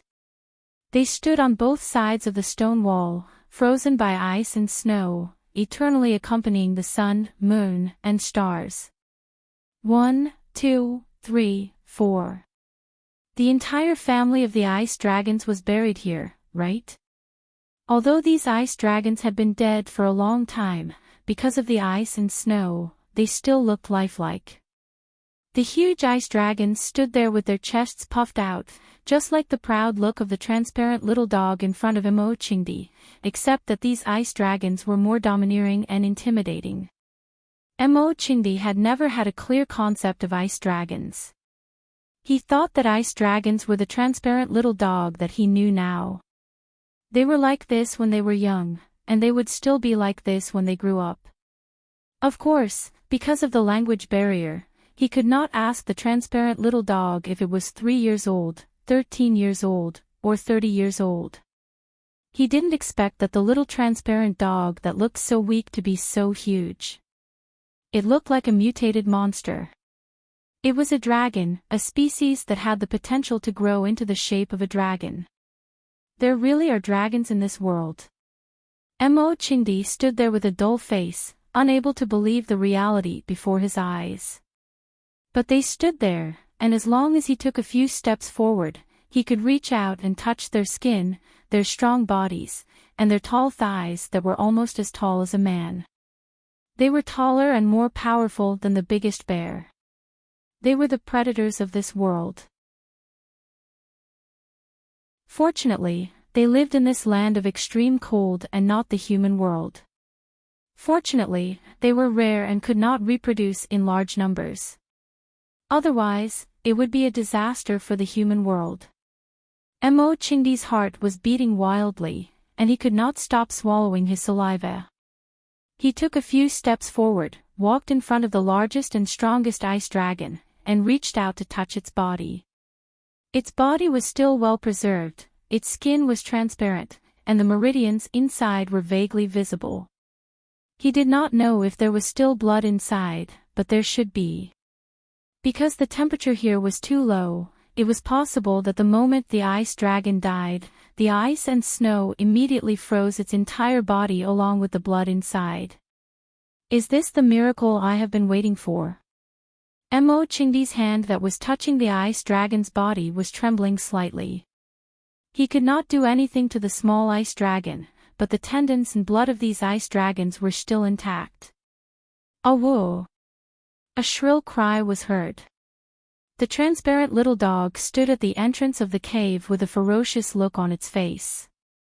Its legs were stretched forward, ready to pounce and bite. For it, Mo Chingdi's behavior had touched its reverse scale, even though it did not have a single scale on its body. Chapter 698. It was not easy to coax a beautiful woman to bed. Just as he was about to make love to her, her husband came in. Mo Chingdi's mood was exactly the same as that of a failed rapist. He needed the tendons of the ice dragon to reconnect his meridians, and he needed the blood of the ice dragon to forge his body. This was the reason why he traveled thousands of miles to this land of extreme cold. He could not lay his hands on his savior, the little ice dragon, so he could not recover, and he could not go back to Huaxia, to the Fang clan, and to Fang Yan's side. By chance, or it could be said that under Imo-Chingdi's meticulous search, he finally found an opportunity to jump into the cold pond when the little ice dragon was out looking for food, and was then washed by the undercurrent to this huge treasure cave. He discovered the incomparably precious vegetable garden, he discovered the inexhaustible diamond vault, and he also discovered the ice dragon's graveyard, the place where the ice dragons hid their corpses. The ice dragon was an extremely rare and unfamiliar species. Even the ancient medical book Records of Strange Things only had a few words about it. Imo-Chingdi was guided by the medical fanatic to search for the ice dragon, and he had the thought of dying in vain. However, he did not expect his luck to be so heaven-defying. He actually found the legendary ice dragon, and even found many ice dragons. Imo-Chingdi wanted to hug the legs of the ice dragon and cry. His illness could finally be cured. He could not lay his hands on the little ice dragon, so he would put down a big one. He would pull out its tendons, drink its blood, and then quickly leave this land of extreme cold. After doing such a thing, he no longer had the face to face the cute resentful expression of the little transparent dog. Unexpectedly, before he could do such a thing, the little ice dragon had already rushed over, blocking the entrance of the tomb and howling at him. This was the first time the ice dragon had treated him with such a violent attitude. Even when they first met and were still strangers, it did not act like this. Roar! The ice dragon roared, and the sound lasted for a long time. The last time they were besieged by the pack of snow wolves, the ice dragon had also roared like this. But at that time, its roar was full of power and fighting spirit. It was like a battle cry before a battle, but also a declaration of victory. This time, it was different. Its voice was even sharper and more majestic, but there was no power in its voice. There was only grief and indignation, no fighting spirit, only endless killing intent. Ice Dragon was angry. Dragons had reverse scales, and those who touched them would die. For the Ice Dragon bloodline, protecting the bodies and graves of their fathers and ancestors was their greatest responsibility. No matter who it was, anyone who dared to trespass would be torn apart by the sharp teeth and claws of the Ice Dragon. What Ice Dragon did not expect was that the person who barged in this time was Imo-Chingdi. The Ice Dragon did not understand the human language, but in its heart, it treated him as a companion. It was the same kind of dragon as him.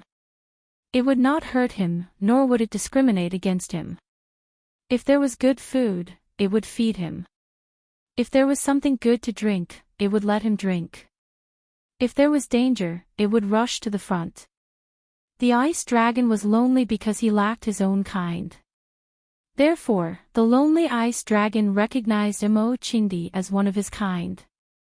But how could he do this? How could he hurt himself like this? Oh! Ice Dragon's eyes turned crimson. His dragon heart was in great pain. It was as if his heart was being cut by a knife. Ice Dragon stretched his front legs forward and his back legs back. His body was arched, like a sharp arrow that could be shot at any time. This was the posture of the Ice Dragon when he was about to attack. Ice Dragon was about to attack. Imo-Chingdi felt a little melancholy. He had thought of such an outcome, but in his heart, he did not want it to happen. Imo-Chingdi knew that the Ice Dragon did not understand the human language, but he could not help but want to say something. Because if he did not say something, his heart would be very uncomfortable. Talking to an animal was such a stupid thing to do, but no one could see it anyway. I know you are very sad. This is my fault. Imo-Chingdi was like a father who had done something wrong, apologizing to his wrong child. I have never told you that I came to this land of extreme cold to find you.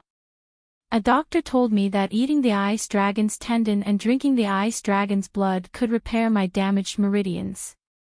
I did not believe it at that time, but I still wanted to come and try. When I was young, I did not have a family. I was all alone. It was a very dignified man who brought me home. He asked me what my surname was. I said my surname was Mo Xiaolang. He said it was not a good name. Xiaolang, it sounded like a simple name for a cat or dog. The most important thing in Jianghu is to have a good reputation. He said my name was not domineering enough. He thought about it and said he wanted to change my name to Mo Qingdi. I liked this name very much. I asked him what his surname was, and he said his surname was Fang Hui. I said I could also have the surname Fang. From now on, I will be your disciple. My life belongs to the Fang family. He refused. He said that we are all born and raised by our parents. How can we easily pull other people's children into our own family? If you want, you can stay with the Fang family for the rest of your life. If you don't want, you can roll up your bedding and leave. But let me know when you leave. That way, I won't curse. I will stay with the Fang family. I will become a part of the Fang family. Roar, the ice dragon's roar became deeper, and the vibration frequency of its chest became much lower. Its blood-red eyes looked at Mo Qingdi in confusion. It did not know what this man was saying to it. Was it apologizing? Saying sorry? My surname is not Fang, but I have never felt that I am not a member of the Fang family. Fang Hui is my master, and also my father. Fang Yixing is my senior, and also my elder brother. Fang Yan is my junior, and also my child. In those years, the Fang family had some good days. Especially after I succeeded in climbing the heavenly Tao, the Fang family was in the limelight. I was very proud that I could bring glory to the Fang family. That is what I have been working hard to achieve. But, too many things happened later. At this point, Mo Qingdi's voice became a little gloomy. My meridians were cut, Fang Yan's heart of Tai Chi suddenly became stillborn, and Fang Yixing was killed in front of his house. That night, I rushed out with my spear, but when I was halfway there, I saw Fang Yan carrying his father's corpse back. I glanced at Fang Yan, then turned around and left. I locked myself in the courtyard drinking. That day. No, that time, I drank for 3 days and 3 nights, and then slept for 4 days. I woke up a week later, because I had no choice but to wake up. That was the 7th day of Yixing's death. According to the rules of Swallow Dock, it was a very important day. Later on, Fang Yan guarded the tomb, just like you are now. He was quiet, ate and slept less. I secretly went to visit him. He had nightmares every night, and woke up from them countless times. I know that his heart was filled with guilt and self-blame. He regretted not being able to protect his father, and regretted not being able to save his father. Actually, I feel the same way as him. No, I feel even more guilty and remorseful than him. He is just a child. Everyone can forgive him for not being able to do these things. However, I am the disciple of the old master, I am Yixing's brother, and I am the same age as him. I should bear the responsibility of protecting the family, but I did not do it. This is hard to forgive. I could not save his son, and he must be very disappointed in me, right? Hua Xia, Azure Dragon, don't underestimate me. Come to think of it, we have some history. You are an ice dragon, and I am an azure dragon, but I am also a useless dragon. I know that there are countless people who are laughing at me. There are countless people who are pointing fingers at my back. They are betting that I will never be able to stand up. They are mocking me for not being able to protect the Fang clan and my brothers. At that time, I thought that even if I could not go back alive, I would die outside. I could not let the Fang family suffer more humiliation because of my existence. So, I came to this extremely cold place, and I met you. I looked for you for a very long time, and when I found you, I was already in despair. The volcano erupted, and I thought I was going to be drowned by the lava and buried by the glacier. Who would have thought that I would be saved by you? Mo Qingdi looked straight into Ice Dragon's eyes, and with a bitter smile, he said, "We humans have a saying, a drop of water must be returned with a spring of water. You saved my life, and I should give my life to you. But, I can't do that. I have to go back, and I have to go back healthy. So, I found this place, and I also want to extract some dragon tendons from your ancestor, and use some dragon blood. I am a villain." Mo Qingdi looked at Ice Dragon and said, "I am a despicable and shameless villain. I apologize to you, and I admit my mistake honestly." Mo Qingdi turned to look at the frozen corpses of the ice dragons, and said, "But I have to be honest with you, I still want them. I really need their help." Roar! Seeing where Mo Qingdi was looking, Ice Dragon roared again. Its voice grew louder, and it was deafening, like thunder in a cave. Crack, crack. The icicles above began to fall, and the ice on the walls began to crack. Humans are really shameless. Mo Qingdi said. Don't ever think of trusting humans again. If you see someone like me, just open your mouth and eat him. Roar! Ice Dragon's hind claws kicked wildly on the ground, and ice shards flew in all directions. I've never said these words to anyone, not to the old man, not to my wife, and not to Fang Yen. Now that I've said them to you, I feel much better. I've said what I want to say, and now it's your turn. Mo Qingdi looked at Ice Dragon and said. Roar! Ice Dragon roared, and its body left the ground. It opened its mouth and pounced towards Mo Qingdi. Chapter 699. So Big Sister Junling and Teacher Fang have only just met. I thought you guys knew each other a long time ago. Hearing Li Junling say that he and Fang Yen met at the entrance of the club, Jiang Qin's heart suddenly became a lot happier. She said with a smile, Sister Junling, I like the private room of Autumn Whispers the most. Every time I come here, I will choose this room. Sometimes I will also go to Starry Sky, but I prefer the name of Autumn Whispers. It sounded like he was whispering to someone on a beautiful autumn day. It gave off a very relaxed and limited feeling. Sister Junling, you are really amazing to be able to think of such a good idea. Li Junling smiled brightly, looked at Jiang Qin and said, if you like it, you can come over often.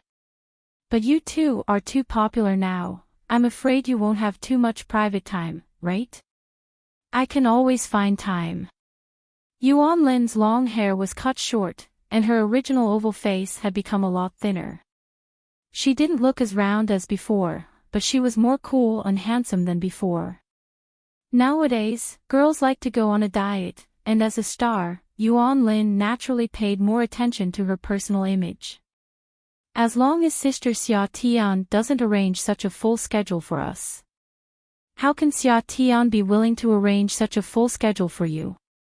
As far as I know, she has blocked countless schedule announcements for you, and some endorsement contracts that don't match your image, no matter how high the other party offered, were rejected by her.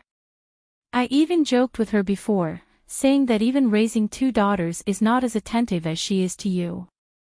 She also said that I don't understand, always secretive, and don't know what you are going to do. Li Junling and Xia Tian were best friends, so she naturally knew some things about the Arasima group. In her opinion, she had never seen a boss who treated the company's employees better than Xia Tian. Which boss would cook or make food or pastries for the staff every Saturday and Sunday? At least, Li Junling thought that she couldn't do it. However, she also clearly knew that Xia Tian regarded Jiang Qin and Yuan Lin as her younger sisters, which was also the reason why she was so enthusiastic to the two of them.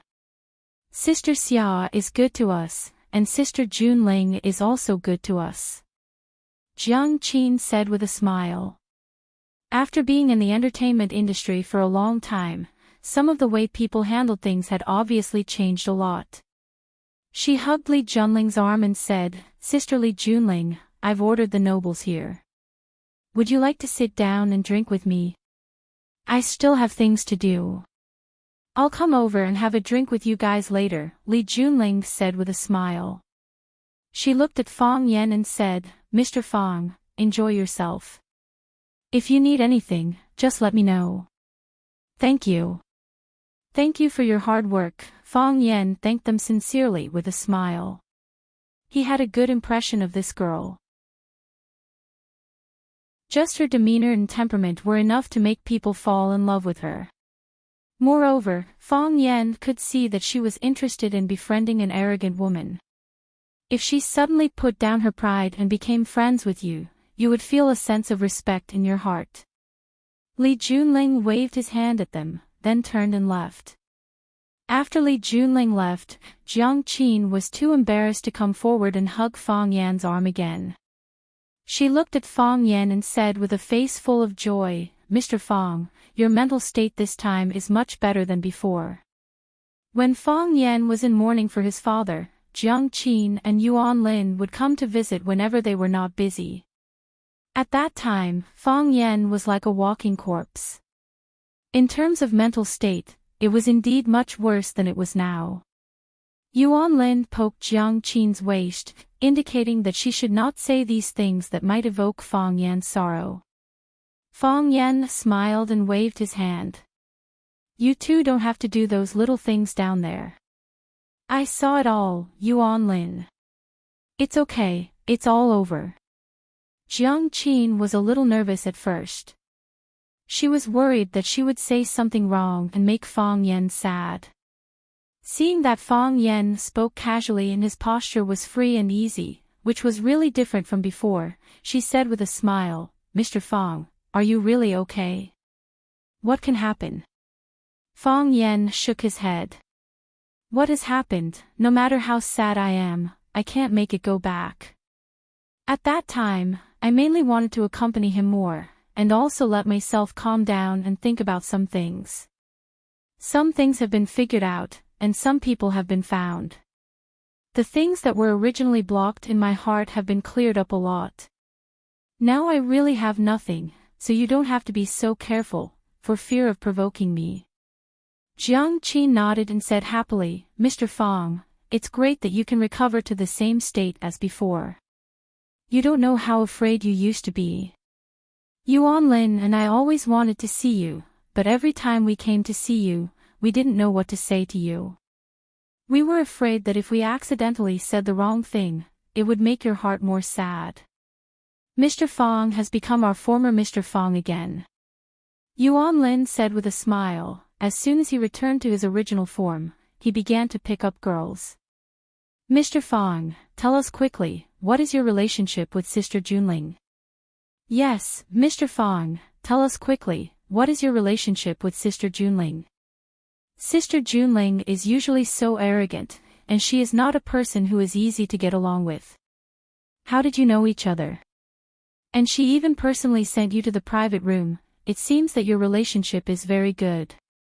Jiang Qin's face was full of curiosity, staring at Fang Yan like a curious baby. "I met her at the door," Fang Yan explained. "I was looking for someone to ask for directions, and she happened to appear, and then she brought me here." "Impossible." Jiang Qin and Yuan Lin shook their heads at the same time. The eyes that looked at Fang Yan were full of doubt and exploration. Fang Yan touched his nose and smiled bitterly, saying, "Do you not believe me, or do you not believe your sister Junling?" "Neither." Jiang Qin shook his head and said, "It's too simple. Too easy. How can you know each other so easily? You don't know how many people in Yanjing City want to know the piano goddess, Li Junling.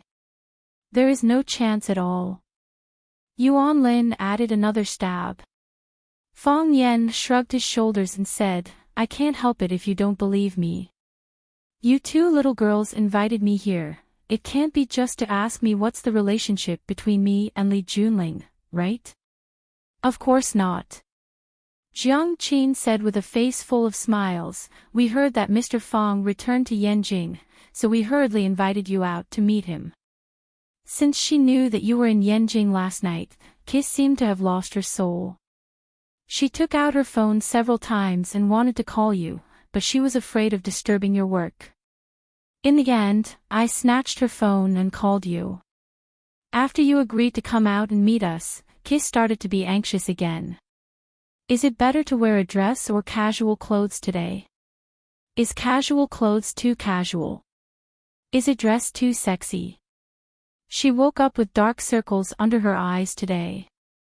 She is bewitched. Yuan Lin. Jiang Qin covered Yuan Lin's mouth to stop her from saying any more. Yuan Lin dodged, and the two girls played on the sofa again. Fong Yan sat down on the sofa on the other side. He took their chilled red wine from the ice bucket, poured a glass for himself, and sipped it. No matter how the world changed, the relationship between Jiang Qin and Yuan Lin did not change at all. This made Fong Yan particularly happy for them. The two girls were finally tired of playing. They lay on the sofa and looked at Fong Yan sitting across from them without any image. Mr. Fong, you have changed a lot, Jiang Qin said. I have become quiet. I have become mature. Yuan Lin's eyes swept over Fong Yan's face and said, there is a kind of silent majesty that can give people a sense of security. Fong Yan smiled bitterly and said, I was quiet for a while, and you can interpret so many things. Of course, Jiang Qin said proudly. Who asked us to be your students? Who asked us to know you so well? Fong Yan raised the glass in his hand and said, cheers to long time no see. To long time no see. Jiang Qin and Yuan Lin raised their glasses at the same time and touched Fong Yan's glass. Everyone raised their heads and drank the wine in the glass together. At this moment, a waiter in a black uniform came over with a tray. Jiang Qin looked at the red wine on the waiter's tray and asked, are you mistaken? We only ordered a bottle of Marquis, and you have delivered it. There can be no mistake. The waiter placed the tray on the coffee table in front of Fong Yan and said, our president said that she has collected 2 bottles of good wine and would like to invite the 3 of you to have a taste. Sister Junling's private collection. Yuan Lin took the red wine and looked at it. She was speechless and said, it's actually flame snake. This is a product of the Rothschild family's mysterious manor. It is mainly for their own family use, and a small amount will be sold to the market. Such a good wine, even Sister Junling doesn't have a lot, right? How could she be willing to give away 2 bottles at once? After asking this question, the 2 girls stared at Fong Yan again. Their gazes seemed to be saying, Teacher Fong, you'd better tell us the truth. Fong Yan pretended not to see it. He lowered his head to admire the red wine bottle and said, since it has been delivered, let's have a good taste. He looked at the waiter standing next to him and said, help us open it. Yes, sir, the waiter said respectfully. The venue quieted down, and the sweet sound of the piano was like a clear spring flowing from afar, ringing in everyone's ears. Sister Junling is playing. Jiang Qin listened attentively for a while and said with a gentle voice. Chapter 700. It was like a lover whispering in the ear, or a mother softly singing a lullaby. Every sound was clear, but also seemed to be infinitely far away, roaming the horizon, boundless and boundless. It was light, soothing, and made people drowsy. Yes, there were many people present who were addicted to this music. Their eyes were half closed, and their eyelids were so heavy that it was difficult to keep them open. There were also some people who closed their eyes and leaned on the soft sofa to take a nap while listening to the music. In such a bustling city, to be able to have a comfortable sleep without worries was also an infinitely beautiful thing in life. What Li Junling's Junwei Clubhouse sold was not only character, service, network resources, personal space, but also to lighten the burden. Listening to a little song could remove most of your worries. At least for a while, you could completely relax. In this way, what else could you ask for? In the sound of the piano, a group of young men and women with extraordinary taste came to the entrance of Junling Clubhouse. The leader was a young man wearing black-rimmed glasses. His facial features were as handsome as a sculpture, and his eyes were as deep as the starry sky. There was a charming smile on his face. Any woman who saw him would easily have a good impression of him, and then get lost in his gentle trap. When the man walked to the entrance of Junwei Clubhouse, he suddenly stopped. The people in front stopped, and the people behind also stopped at the same time. Young Master Qin, what happened? A beautiful woman wearing a small black suspender asked aloud. She seemed to have a good impression of this young Master Qin. When she spoke, her smile was bright, and she deliberately showed the charming little dimples on both sides of her cheeks. When she bowed slightly, the front of the small suspender would shrug down. As long as the man slightly lowered his head, he could see the snow-white and tender little white rabbits in his eyes. Shoo! The man made a shushing gesture and said aloud, Junling is playing the piano. When the girl heard this, she still had a smile on her face, but there was a flash of anger in her eyes. When the others heard this, they immediately understood and laughed. So it's sister-in-law playing the piano. Everyone listened carefully. A man wearing a Versace fishnet suit said with a smile. Luo Xiaodao, with your junior high school education level, can you understand our sister-in-law's zither? A man with long hair said with a smile. Stop arguing. Can't you see that our young master accent is already listening attentively? Everyone quieted down and listened to the melodious sound of the piano coming from the club seriously or pretentiously. The handsome greeter at the entrance of the club wanted to invite these VIPs in, but seeing that they were listening carefully at the door, he had to give up the idea. At the end of the song, the handsome young man took the lead in applauding and walked toward Jun Shiwen's office. The young people behind him also applauded. Their applause blended with the applause inside the venue, and the atmosphere became more and more enthusiastic. Next to the $1 million Steinway ruby and ebony piano, Li Junling stood up and bowed deeply to the guests present. When she looked up, she happened to meet the eyes of the young man who was standing in front of her and applauding enthusiastically. Junling, you played so well. Deep feelings can be seen in a calm place, and thunder can be seen in a silent place. Your zither skills are getting better and better. Qin Chang said with a smile, when I was standing at the door just now, I didn't dare to approach, for fear of disturbing your music. It was not until the end of the song that I dared to come and say hello to you. Li Junling smiled lightly and said, Thank you, young master. You are a distinguished guest of my Junling Club. You can just come in and listen to the music. Why do you need to stand at the door? People who don't know will think that I shut you out. If that's the case, I'll have committed a grave sin.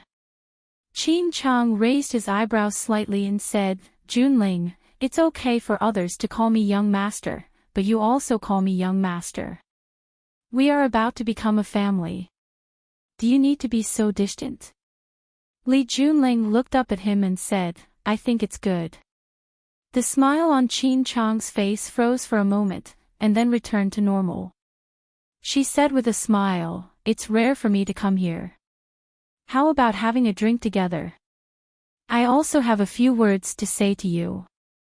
Li Junling refused and said, Young master, it's really inconvenient today. I happen to have friends coming over. I just had someone send 2 bottles of wine over. Now I have to go and entertain them. Oh, Junling's friends. Junling's friends are also my friends. Qin Chang said with a smile. Let's go together. I can also go and say hello to your friends. Otherwise, they will blame me for being too rude. Young master. Li Junling was still thinking about what reason to refuse. What? Junling thinks that I can't be seen. Qin Chang said with a smile, this will hurt me too much. Li Junling knew that Qin Chang was determined to go with him, so he nodded and said, then let's go together. When Li Junling brought Qin Chang to the autumn whisper box, Fang Yan was competing with Jiang Qin and Yuan Lin, the two girls, in drinking. The 2 bottles of Flame Snake had been almost finished by them. His alcohol tolerance was pretty good, and Jiang Qin and Yuan Lin's alcohol tolerance had also greatly increased. When he first met them, they were still underage junior high school students. They were as pure as a little white flower. They blushed when they talked to boys. Of course, this referred to Yuan Lin. The first meeting between Fang Yan and Jiang Qin was full of legends. Until now, Fang Yan still clearly remembered that when he woke up, he happened to bump into the head of the girl who sneaked in. The girl was hot-tempered. She pointed at Fang Yan and scolded, "You dare to touch the butcher's daughter. Do you believe that my father will chop you to death?" The butcher didn't chop Fang Yan to death, but the butcher's daughter and Fang Yan became very good friends. "You two are good at drinking." Fang Yan smiled and said, "It seems that the entertainment circle is really a big divat." Jiang Qin was a little nervous and quickly explained, "Mr. Fang, we don't usually drink outside. If there is a wine party that needs us to attend, Sister Xia will help us push it off. Sister Xia has a very strong background. Those people can't afford to offend her, and they don't dare to force us. We learned our drinking capacity from Sister Xia. When Sister Xia has nothing to do, she likes to cook a table of dishes for me and Yuan Lin to accompany her to drink." Yuan Lin nodded. She knew that the outside world didn't have a good evaluation of the entertainment circle. She didn't want Fang Yan to think of them as girls who didn't know how to be good for themselves. She said, "Yes, yes. We won't accompany those bad men to drink. We will only accompany Sister Xia and Mr. Fang to drink." Fang Yan looked at Jiang Qin and Yuan Lin seriously and said, "I know. I believe in you. You were my good students before, and you will be my good students in the future. Also, no matter what happens, you can tell Xia Tian and me. No one can force you to do something you don't want to do, unless you do it yourself. I know you won't do it." Jiang Qin looked at Fang Yan with red eyes and said, "Mr. Fang, don't worry.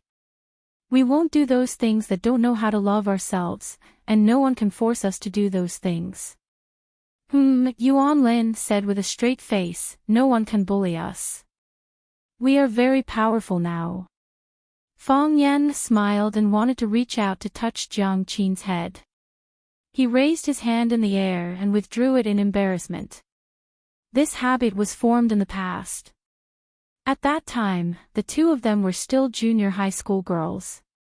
At the age of 13 or 14, they were as tender as a little red flower that had just bloomed. When they met again, they had been in the entertainment circle for many years. Their knowledge and experience were different from before, and their age and figure had also changed greatly. The small steamed buns from before had now become big steamed buns. Jiang Qin was thin, and the development of her chest was not so obvious. Yuan Lin's body was round, and her chest was quite developed. Now, they could no longer be treated as children. Noticing Fang Yan's action, Jiang Qin and Yuan Lin also looked embarrassed. They held the wine glasses in their hands and took small sips, no longer saying anything. In such an atmosphere, Li Junling brought a group of people over with a vigorous and spectacular feeling. "I didn't disturb you, did I?" Li Junling stood at the door of the private room and looked at Fang Yan with a smile on his face. "No," Fang Yan said with a smile.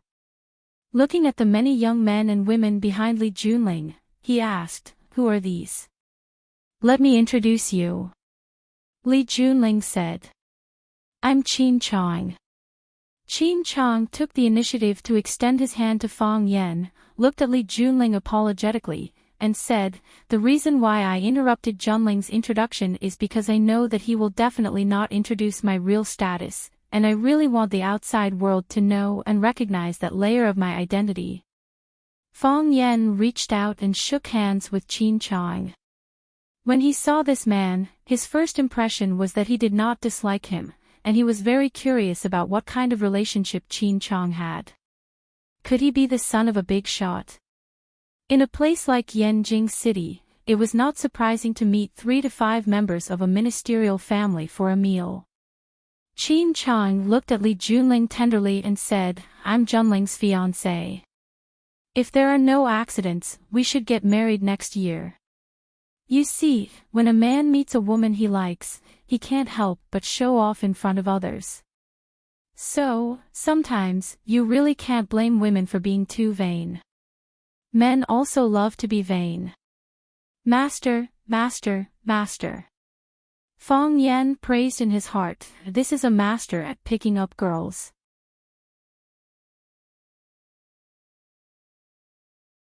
Chapter 701. There is a kind of man who can make women like him and not be hated by men. I'm not talking about Fang Yan. Fang Yan had a lot of friends, but his enemies could line up from Yanjing's General Road to Jingjin's Second Road. He was elegant, witty, and truly considerate of others. Every sentence was to express his love for his fiancée. Qin Chang was indeed the kind of charismatic person who had the ability to kill both men and women. After saying this, the girls behind him looked at him with intoxicated eyes, and even Li Junling's face showed a touch of shyness. In any case, being praised by an outstanding man was an irresistible temptation for any woman. Fang Yan held Qin Chang's hand and said with a smile, you must be a man who is very popular with girls. I won't belittle myself on this point. Qin Chang nodded and said, but I still hope to be liked by the woman I like. You also know that it is very easy for a man to like a woman, but it is very difficult for a man to like a woman. After Fang Yan understood the subtle difference between the words like and like, he nodded approvingly and said, there are 3,000 waters, but I only take 1 ladle to drink. It seems that we are the same kind of people. Qin Chang shook Fang Yan's hand slightly and said, just now Junling didn't have time to introduce you. May I know your surname? Surname is not expensive. Fang Yan said. Surname is Fang, Fang means square. Fang Yan, Yan is the flame of 2 fires. Fang Yan. Qin Chang's face slightly stiffened. Even he, who was good at hiding his emotions, had such an obvious change when he heard the name Fang Yan. He said, Fang Yan. You are Fang Yan of Huaqing. I am also Fang Yan of Yanjing. Fang Yan saw the subtle changes on Qin Chang's face and said, after all, my hometown is closer to Yanjing, so it belongs to Yanjing. Qin Chang pulled his hand away, and the smile on his face gradually disappeared. There was a strong hostility in his eyes. He looked at Jiang Qin and Yuan Lin, who were standing behind Fang Yan, and said sarcastically, I've long heard of Mr. Fang's name. I heard that Mr. Fang is young, talented, elegant, and often accompanied by beautiful women. Now that I've seen you today, Mr. Fang, you're really lucky with women, aren't you? Qin Chang. Li Junling didn't expect Qin Chang to suddenly get mad at Fang Yan. He quickly stopped him and said, Fang Yan is my friend. Qin Chang looked at Li Junling with a gentle expression. Even at a time like this, he could still maintain a smile and said, Junling, not everyone is qualified to be our friend. It's better not to have friends like this. Jiang Qin was angry. He jumped up and stared at Qin Chang and said, Hey, how can you say that? Do you have any manners? That's right. You say it as if others are willing to be friends with you.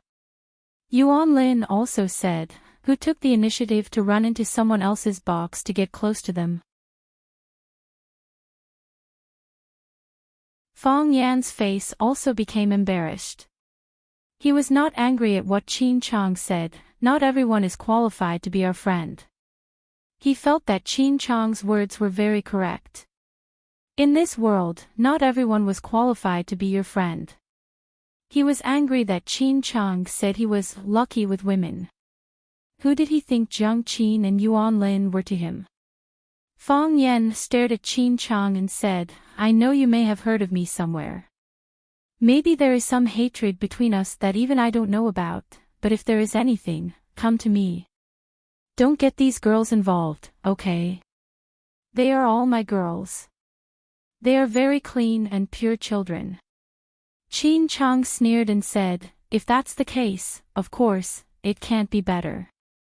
However, your character is obviously not so trustworthy. You already have a girlfriend, but you hook up with other women. I'm afraid it's not so easy to be a Phoenix man. Fong Yan looked at Qin Chang and said calmly, if you don't tell me clearly, I will let you see me clearly. Is this a threat? This is a warning. Qin Chang laughed and adjusted the glasses on the bridge of his nose. He looked at Fong Yan and said, to be honest, whether it is a threat or a warning, it sounds like a joke. Our Qin family never threatens others, but we never accept other people's threats. Our Qin family never warns others, but we are not afraid of other people's warnings. If you don't know the weight of the two words Qin family, then go out and ask around. This guy is stupid, isn't he? How dare he threaten the Qin family? A man in a small checkered striped suit said. An ant thinks it is strong and always wants to challenge an elephant. The big man next to him added. Fong is in square, 2 fires on top and bottom. Has your brain been fried by the fire? Do you know who you are talking to? The fishnet man looked at Fong Yan with a face full of disdain. Fong Yan sighed softly, looked at Qin Chang and said, you are from the Qin family. Isn't it too late for you to realize this? Qin Chang laughed and said in an unfriendly tone. Fong Yan ignored his sarcasm and deliberately lowered his voice. He said, what is your relationship with Etienne? My sister. Qin Chang squinted his eyes and smiled. You finally remembered. In order to climb the ladder of wealth, you went behind your girlfriend's back to seduce other girls. Just because you were a teacher for a few days, you wanted to get close to her first. I want to ask you, where is your face? Where is your morality? Fong Yan shook his head and said, I know Etienne is an only child, so it is impossible for her to have an older brother like you. Who are you to Etienne? Qin Chang was full of anger and thought that Fong Yan was deliberately humiliating him. He said, my grandfather and Etienne's grandfather are blood brothers. He calls my grandfather uncle. My father and Etienne's father are also like brothers. Do you think it is wrong for me to call her sister? I am not sure whether it should be or not. This is Etienne's business. If she thinks it should be, then it should be. If she thinks it shouldn't be, then it shouldn't be. Fong Yan looked at Qin Chang with a serious expression and said, I know where your hostility towards me comes from, and this is also something I've always wanted to explain to the Qin family. I and Etienne have a very normal teacher-student relationship, and we're also very good friends. She is a very important and special person to me. She is my student and also my sister. Don't believe the rumors in the outside world. There are people purposely slandering Etienne, and there are also people purposely splashing dirty water on the Qin family. Don't you know Etienne's personality? Deal with it calmly, or ignore it completely. Those rumors will naturally disappear, and it will not have any effect on Etienne and the Qin family. If you deliberately cause trouble today, or if there is a conflict between us, it will instead arouse the curiosity and passion of the bystanders. They will start to pay attention to this matter again and reinterpret the relationship between me and Etienne. Qin Chang, you are a smart man. You should know what is best for all of us. Don't scold me, and I won't hit you. We will pretend to be friendly and drink, suppressing all the anger in our stomachs. Let those malicious rumormongers' plans fail, let their wishes fail, and make it seem as if nothing had happened. What do you think? Qin Chang no longer sneered. Instead, he thoughtfully looked at Fong Yan's face. After a long time, Qin Chang finally sighed and said, "No wonder there are such rumors. No wonder the Qin family's Qin Etienne, who is as arrogant as a queen, has a special liking for you. You are indeed a very powerful person." Fong Yan waved his hand and said, "Even if you want to cooperate with me, you don't need to make me sound so good. If you act too intimate with me, it will cause the bystanders to misunderstand and think that I have some kind of unspeakable relationship with Etienne. This isn't something hard for me to accept. After all, it is a great honor for any man to have a scandal with Etienne. However, this isn't fair to Yi Tian. She's not a casual person. But Fong Yan, what do you take me for? What do you take our Qin family for?" The smile on Qin Chang's face was a little cold and sinister. He looked at Fong Yan as if he was looking at an idiot. "Your asshole behavior has tarnished the reputation of my sister and the Qin family. Now you are telling me not to be angry and not to be angry. If I do that, it will confirm other people's suspicions and let the bad people's plan succeed. Is this what you want to say?" Fong Yan thought about it and nodded. "It sounds quite shameless, but it is true. Don't scold me, and I won't hit you. We can live in harmony." Fong Yan pointed at the red wine on the table and said, "There is still half a bottle of flame snake here. It was sent by your fiancée, Miss Li Junling. If you don't mind, we can sit down and have a drink. What do you think? If I don't scold you, you won't hit me?" Qin Chang looked at Fong Yan and asked. "That's right. I said that." Fong Yan nodded. "You mean that you are going to hit me? If you don't scold me, why would I hit you?" Fong Yan laughed and said, "People who practice martial arts have martial art morality as their top priority. They are kind and benevolent. They pay attention to etiquette. They cultivate their character and abandon tyranny. Help those in need, drive away evil, and support righteousness. Don't fight for power. Do good deeds and you will be blessed. Accumulate virtue and you will be remembered for 100 generations. This is the martial art morality family motto that we must memorize before we learn martial arts. We will not easily hit people unless we have no other choice. You little bastard." A young man behind Qin Chang was more angry. He scolded, "Try and touch us." "Paw!" Fong Yan suddenly raised his right leg and did a beautiful horse split kick. The cloth shoe on his foot heavily slapped on the man's forehead.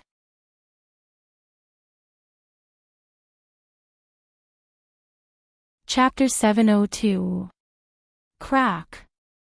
The man had no ability to resist and fell headfirst onto the floor of the private room. Because Fong Yan's kick was so powerful that his head hit the ground first. In other words, when his head hit the ground, his feet were still in the air, so all the gravity was borne by his brain. After falling to the ground, he didn't even make a sound before he fainted. "You little bastard. Move. Let's try." The words were still in his ears, but the person who spoke had already fainted. After a moment of silence, people began to rush over to check on their friends. "Lu Haoran, are you okay? Call the police, someone killed him. Lu Haoran is dead. Call Lu Haoran's family. This kid is finished, we must kill him." Everyone accused Fong Yan of violence. F***CKU. Someone opened his mouth, wanting to insult Fong Yan. Fong Yan glanced over, and that man immediately shut his mouth in shock. His body even took 2 steps back. After seeing Fong Yan's kick, they didn't want to become the next Lu Haoran. How could you? The young man took a step back and felt that it was embarrassing to be so cowardly in front of everyone. He stepped forward again, gritted his teeth, and shouted, "How could you hit someone?" Fong Yan looked at him with a smile and said, "We are all people of quality. How good would it be to kick him down? Open your mouth and shut your *king bastard. That will affect your image." Qin Chang stared at Fong Yan with sharp eyes and said, "Fong Yan, is this your attitude when dealing with things? I'm going to disappoint you again, right?" Fong Yan said. "It's strange. There are always people who think that I should admit defeat, apologize, and take a step back to make peace. But I'm clearly not wrong. Why should I admit defeat? Why should I apologize? Why should I take a step back to make peace? If I take a step back the first time, there will be a second time, a third time, and even retreat will become a habit, an instinct. In that case, I may lose the courage to take a step forward forever." Qin Chang glanced at Lu Haoran on the ground and said, "So, in order to show your courage, you directly knocked him out." "I didn't hit him to prove my courage," Fong Yan said. "When he scolded me just now, he asked me to touch him. So, I touched him. He was shouting so loudly. You should have heard it, right?" Fong Yan said. "Fong Yan." Qin Chang adjusted his glasses like an enraged leopard. His abdomen was buzzing, and he shouted Fong Yan's name in a low voice. When Li Junling saw the conflict between Fong Yan and Qin Chang, he hurriedly tried to mediate. He looked at Qin Chang and said, "Qin Chang, Fong Yan doesn't have any evil intentions. Let's just let this matter pass. Just take it as giving me some face, how about it?" Qin Chang looked at Li Junling with a gentle look in her eyes, but she couldn't hide the anger in her voice.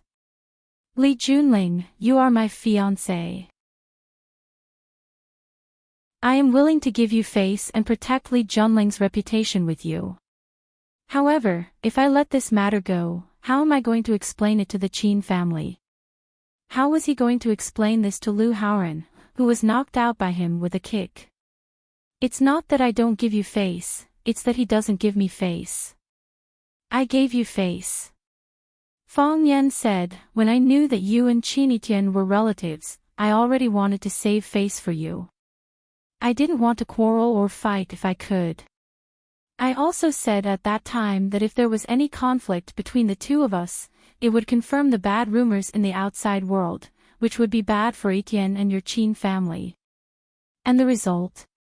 Fong Yan pointed to Lu Haoran, who was lying on the ground, and said, "I don't know how you will fight back when others call young Master Qin Chang a bastard. Fong Yan, don't go too far. But he called me a bastard, so it's natural for me to kick him. Do you think it's too much? It's his fault for insulting others. But he is still young, and it's understandable for him to be impatient." Qin Chang helped Lu Haoran explain. This sentence was said to Lu Haoran, who was in a coma, and also to his friends who were still awake. At least, he wanted to let them know that he was on their side. Moreover, he was trying to help Lu Haoran get out of the blame. Fong Yan grinned and said, "If being young is a capital to make mistakes, then I'm also quite young, so it shouldn't be a problem to beat him up, right?" Puff. Jiang Qin and Yuan Lin were originally worried that teacher Fong Yan would be at a disadvantage, and their faces were as bitter gourds on the vine. When they heard Fong Yan shamelessly say that he was also very young, they couldn't help but laugh. This was the Fong Yan they knew, this was the Mr. Fong they knew, Mr. Fong, he really had to come out. 3 years of silence, 3 years of suffering, finally all passed. Not only Jiang Qin and Yuan Lin, even Li Junling's little face was twitching. She couldn't help but want to laugh, but because of Qin Chang's identity, she could only suppress it. Therefore, the skin of her slender neck was squeezed into a light pink, and the blue tubes were also slightly protruding, faintly discernible. Qin Chang was infuriated by Fang Yen. He had come into contact with countless people and had many conflicts with them or backstabbed them. However, he had never met a scoundrel like Fang Yen who pestered him endlessly. When facing Fang Yen, he was like a mouse trying to pull a tortoise. He didn't know where to start. The tortoise retracted its head into the tortoise shell, and Fang Yen because every part of him was extremely sharp. He was shameless and had no bottom line. Scolding him was a compliment, and he might not be able to beat him. Fang Yen looked at Qin Chang and said, "I understand how you handled it, and I hope you can understand my situation. Qin Etienne and I are innocent. People outside are tarnishing his reputation, tarnishing the reputation of your Qin family, and you also want to tarnish your own reputation. Don't try to scold me, I will beat you. Don't try to beat me, you can't beat me. And don't try to scare me with the tiger skin of your Qin family. Do you know Jiang Junling? He has disappeared without a trace. That's because he doesn't dare to come out to see me. When he comes out, I will still beat him. Even Jiang Junling can't do anything to me, what can you do to me?" Fang Yen. Qin Chang was already beginning to gnash his teeth. "Oh, I almost forgot to tell you something, it is the matter of Jiang Junling that I just mentioned. I went to see the old man of the general family, Jiang Shifu, and he is a sensible old man. He knows that his grandson has done very bad things, and is worse than a beast. He said that he wanted to strangle this unfilial grandson with his own hands. But the old man is pitiful, and can't see that unfilial grandson, so he said that he will be expelled from the general family, and his name will be removed from the family tree. In the future, even if he dies, he will not be able to enter the ancestral hall or the ancestral grave of the general family. He will be a lonely wild ghost for all eternity." It had to be said that the news that Fang Yen threw out was extremely shocking. Qin Chang was so shocked that he couldn't speak, and the others all opened their mouths wide in disbelief. "You are saying that the old man was expelled from the general family by Jiang Junling? What bad things did he do? Why did the general family remove him from the family tree? That's impossible, right? But Jiang Junling hasn't appeared for a long time, and now the one in charge is the general family's Major General Jun Xing." Qin Chang stared at Fang Yen with a sharp gaze, and asked in a serious tone, "Is what you said true?" He felt very sad, and a strong sense of defeat. Who was he? He was the Qin family's flirtatious little prince, the most beautiful existence among the flowers. He was smart, knowledgeable, elegant, charming, loved and liked by everyone. No matter where he went, he was the focus of the crowd. But today, he felt that he was the focus, a dessert that was scorched by the big sun that was Fang Yen. Fang Yen was a dazzling sun, and his light shone everywhere. In front of him, Qin Chang couldn't gain any advantage, and instead, he lost face. Once this matter was over, he didn't know how Li Junhui would look at him. Fang Yen nodded and said, "It's true. The news will probably come out in 2 days, and I think that guy, General Xing, will be very happy to do this. Of course, the premise is that the old man of the general family keeps his word and doesn't go back on his words." "Understood." Qin Chang looked at Fang Yen with a deep gaze, and said, "I still have to say that this is not the reason for me to back down. You have a girlfriend, and her name is Yi Ro, right?" "Yes, she is my girlfriend." Fang Yen nodded. Yi Ro was his girlfriend, which made him feel warm in his heart. Whether one person asked him or a million, he would proudly say, "Yes, she is my girlfriend."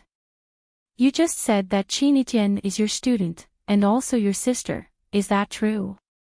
"Yes." "Since you already have a girlfriend, and you only treat Qin Etienne as your sister, Qin Chang's mouth showed a cold smile, and said, "Can you promise to everyone here that you will never pester Tian again, and will never be a couple with her? Can you do it?" Fong Yan didn't answer immediately, but looked thoughtfully at the man standing in front of him. He was a Casanova, and a master at picking up girls. This was something that she was certain of when he first arrived. Only now did Fong Yan realize that he was a smart person. He was even smarter than he had imagined. "I don't have a brother." A cold and arrogant woman's voice came. "So, I am no one's sister."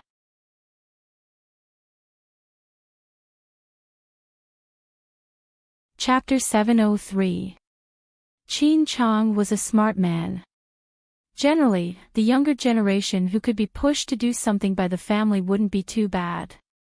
First, he used Fong Yan's own words to shut Fong Yan's mouth, confirmed the teacher-student relationship between Fong Yan and Qin Tian, and then asked Fong Yan to promise in front of everyone that he would never have any affair with Qin Tian in the future.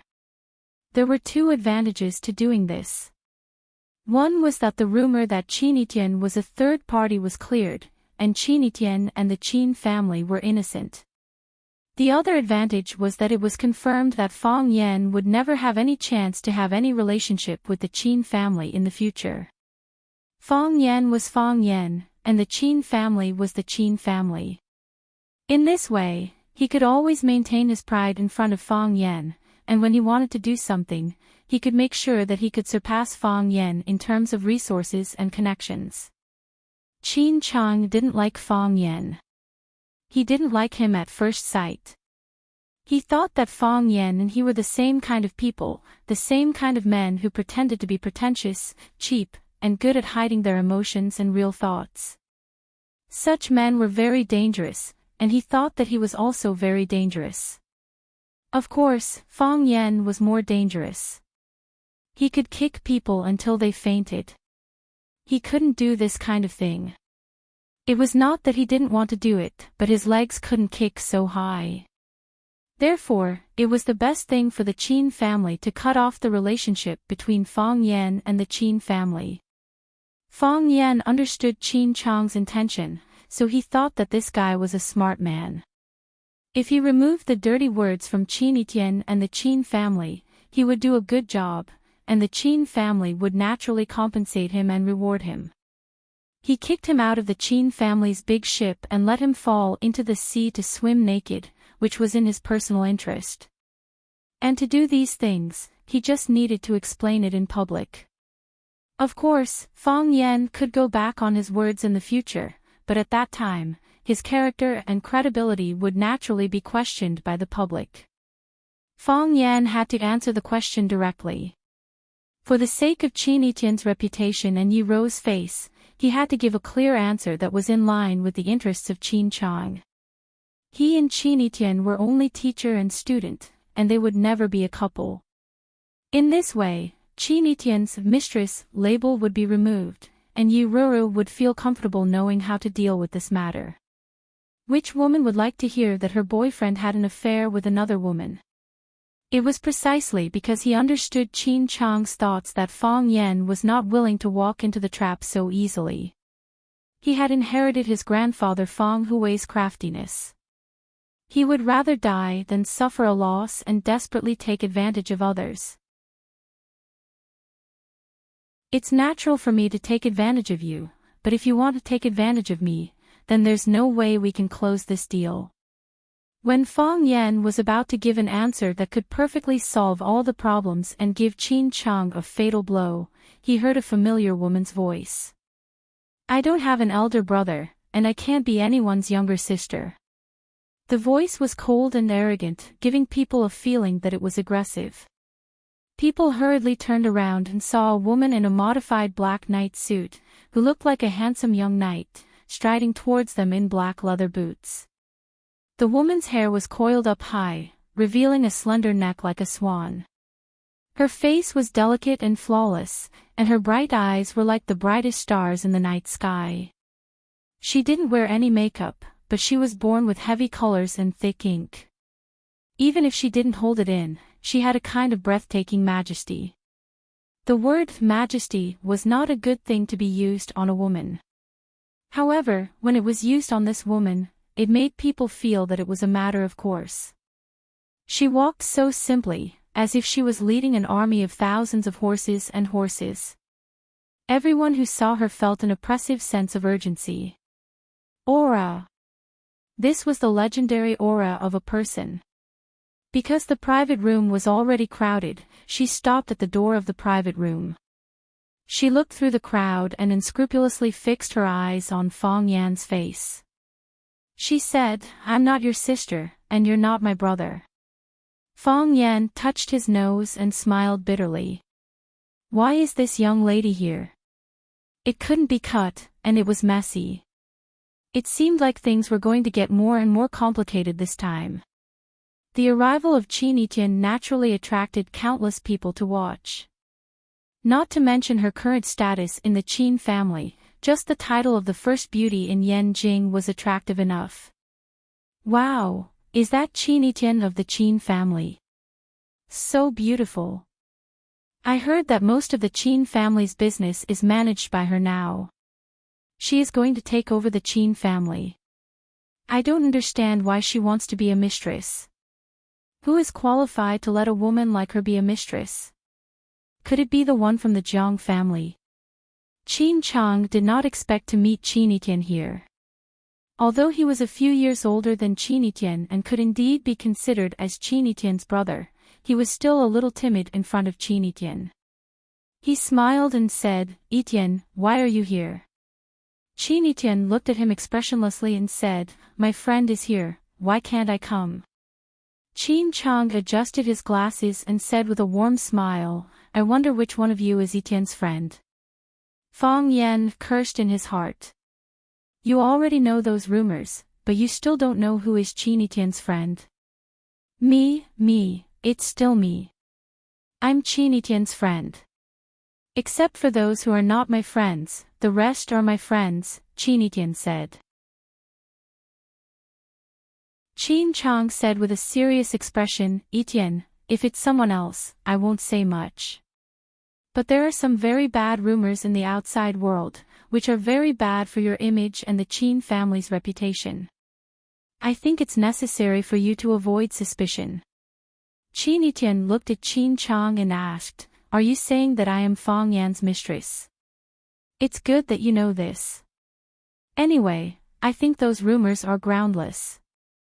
"You can't say that it's groundless," Qin Yitian said. Fong Yan's brows twitched.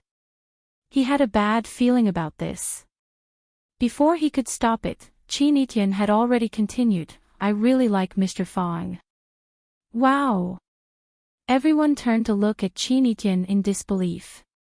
Before this, they had more or less heard some rumors about Qin Yitian being a mistress, but subconsciously, they would not believe it. What kind of person was Qin Yitian?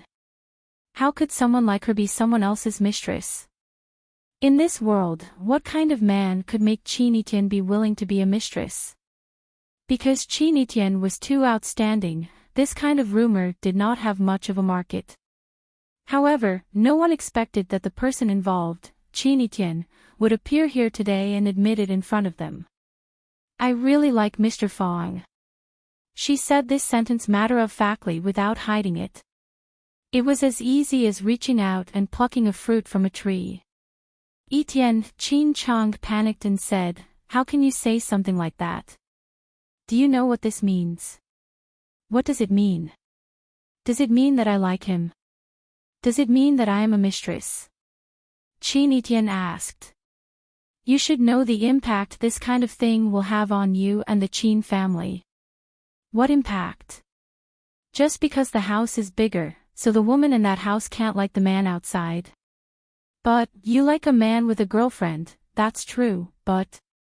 Qin Yitian looked at Fong Yan boldly, just like the first time they met at the entrance of Class 9. At that time, she was wearing a white shirt and blue sleeves, reaching out to Fong Yan and saying, "Hello, I'm Qin Yitian."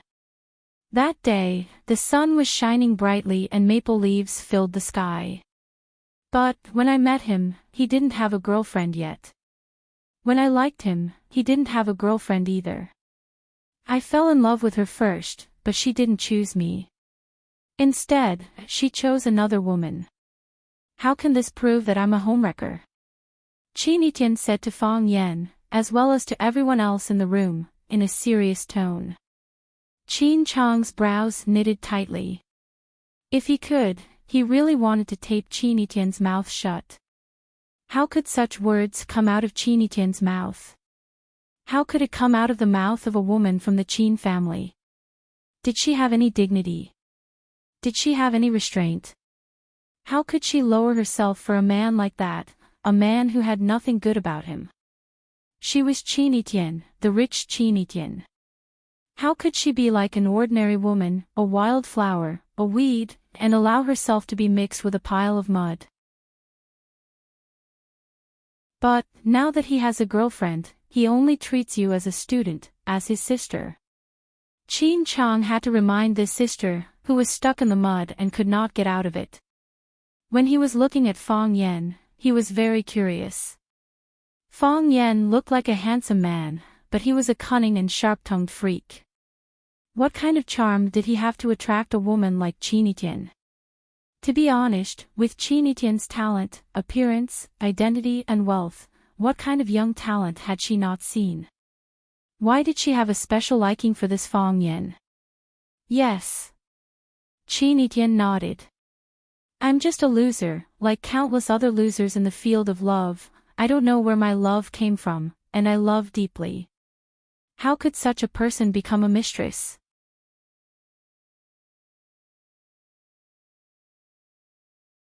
Chapter 704. Love came from nowhere, but it went deep. Fang Yan stood there, looking at this proud girl who was loved by many people. He felt like he had just eaten an unripe plum. It was sour and sweet. Everyone had vanity.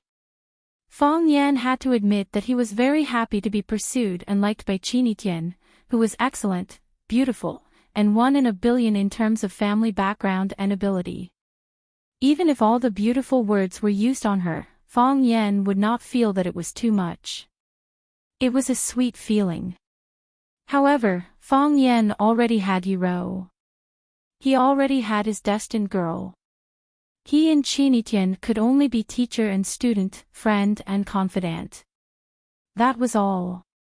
He appreciated the girl's love and was touched by her true feelings. However, they could only be two passers-by who were not destined to be together. You met me, and I met you. Then they passed each other. At the beginning, they might miss each other. However, as time went by, they gradually lost each other's information. Then the familiar face in their minds gradually became blurred. One morning, they suddenly woke up and felt that they had lost something. However, they just could not remember what they had lost.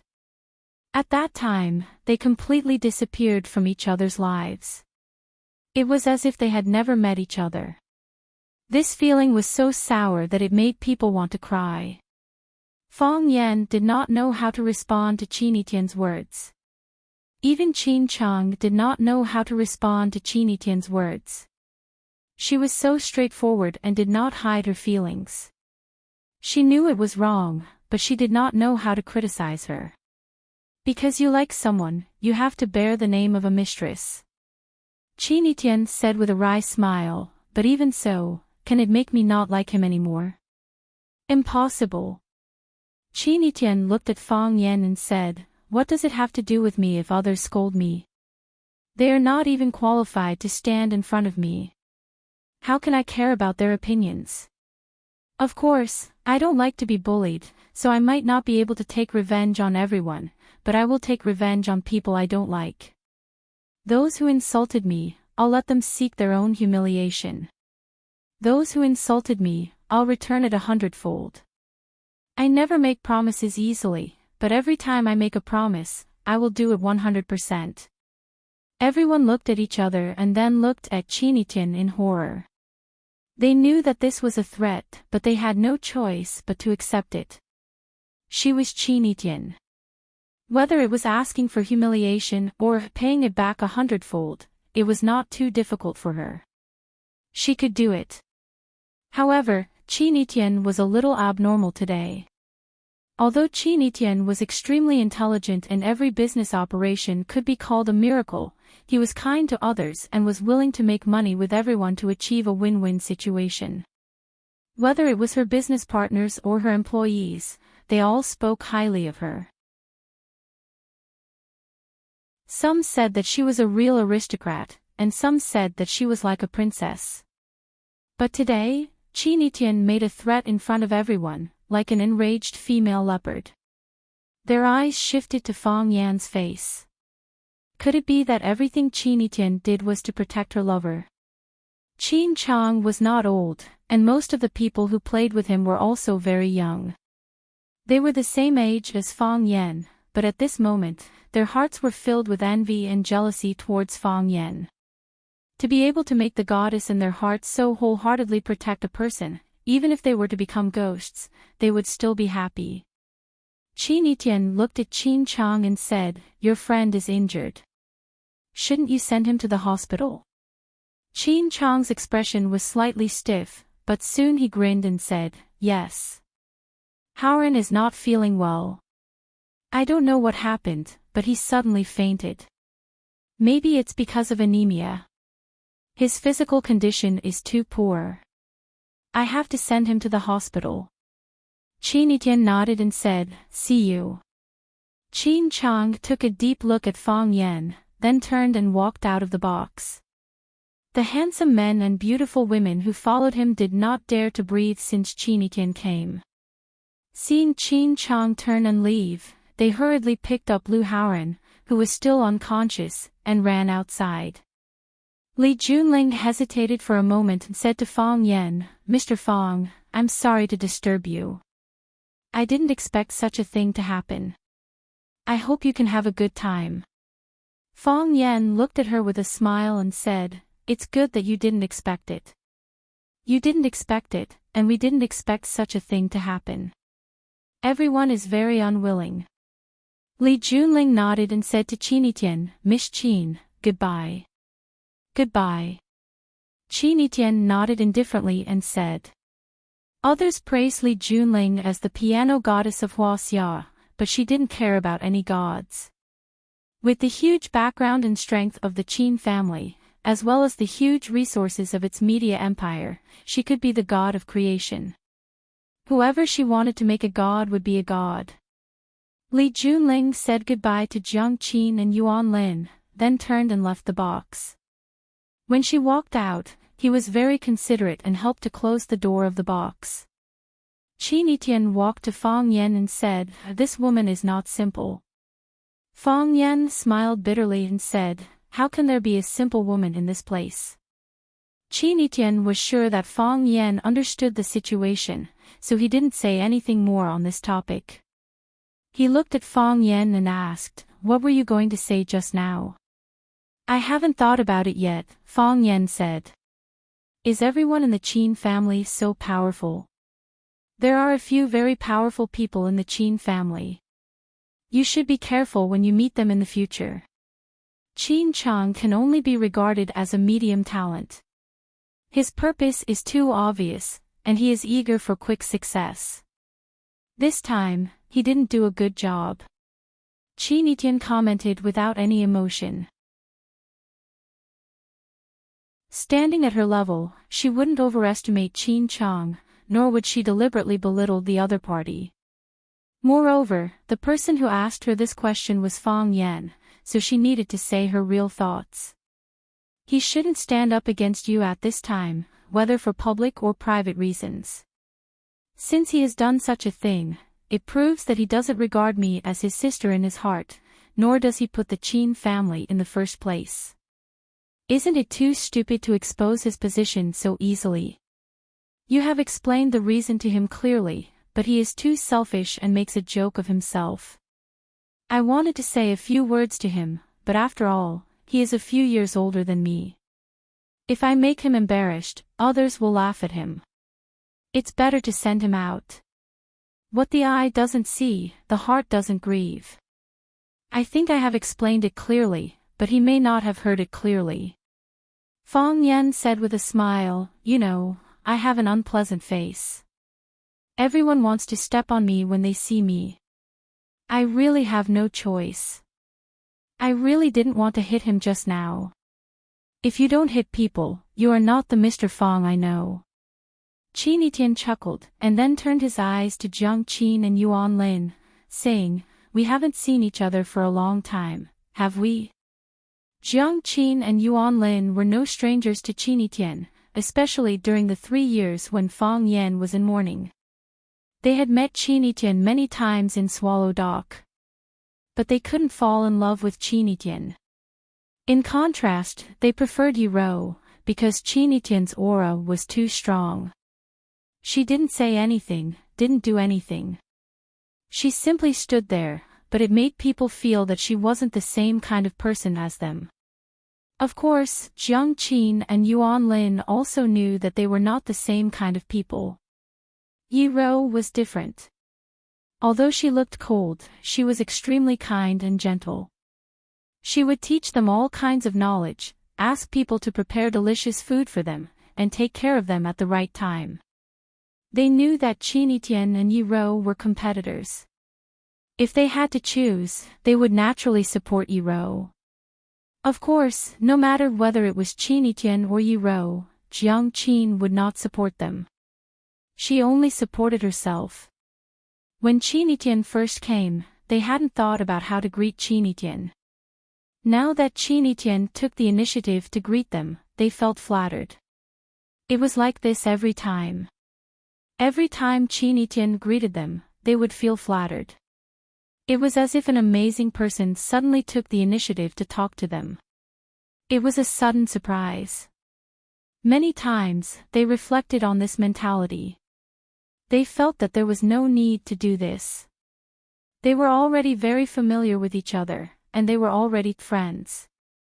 Qin Etian was amazing, and they were doing well. However, when they met again, that feeling would be even stronger. It was also because of this mentality that they could never be friends with Qin Etian. Friends were equal. It was natural. If a friend said something to you, how could you still be friends with such a surprise? Sister Etienne. Jiang Qin looked at Qin Etian and said with a smile, "Long time no see. I didn't expect to see you here. Sister Etienne, you're getting more and more beautiful." Yuan Lin also said with a smile, "Since Mr. Fang is here today, let's celebrate and have a few drinks." Qin Etian nodded and said, "Of course. I haven't drunk in a long time. Moreover, I said so many embarrassing things just now. If I don't drink some wine, how can I tell others that I speak the truth after drinking?"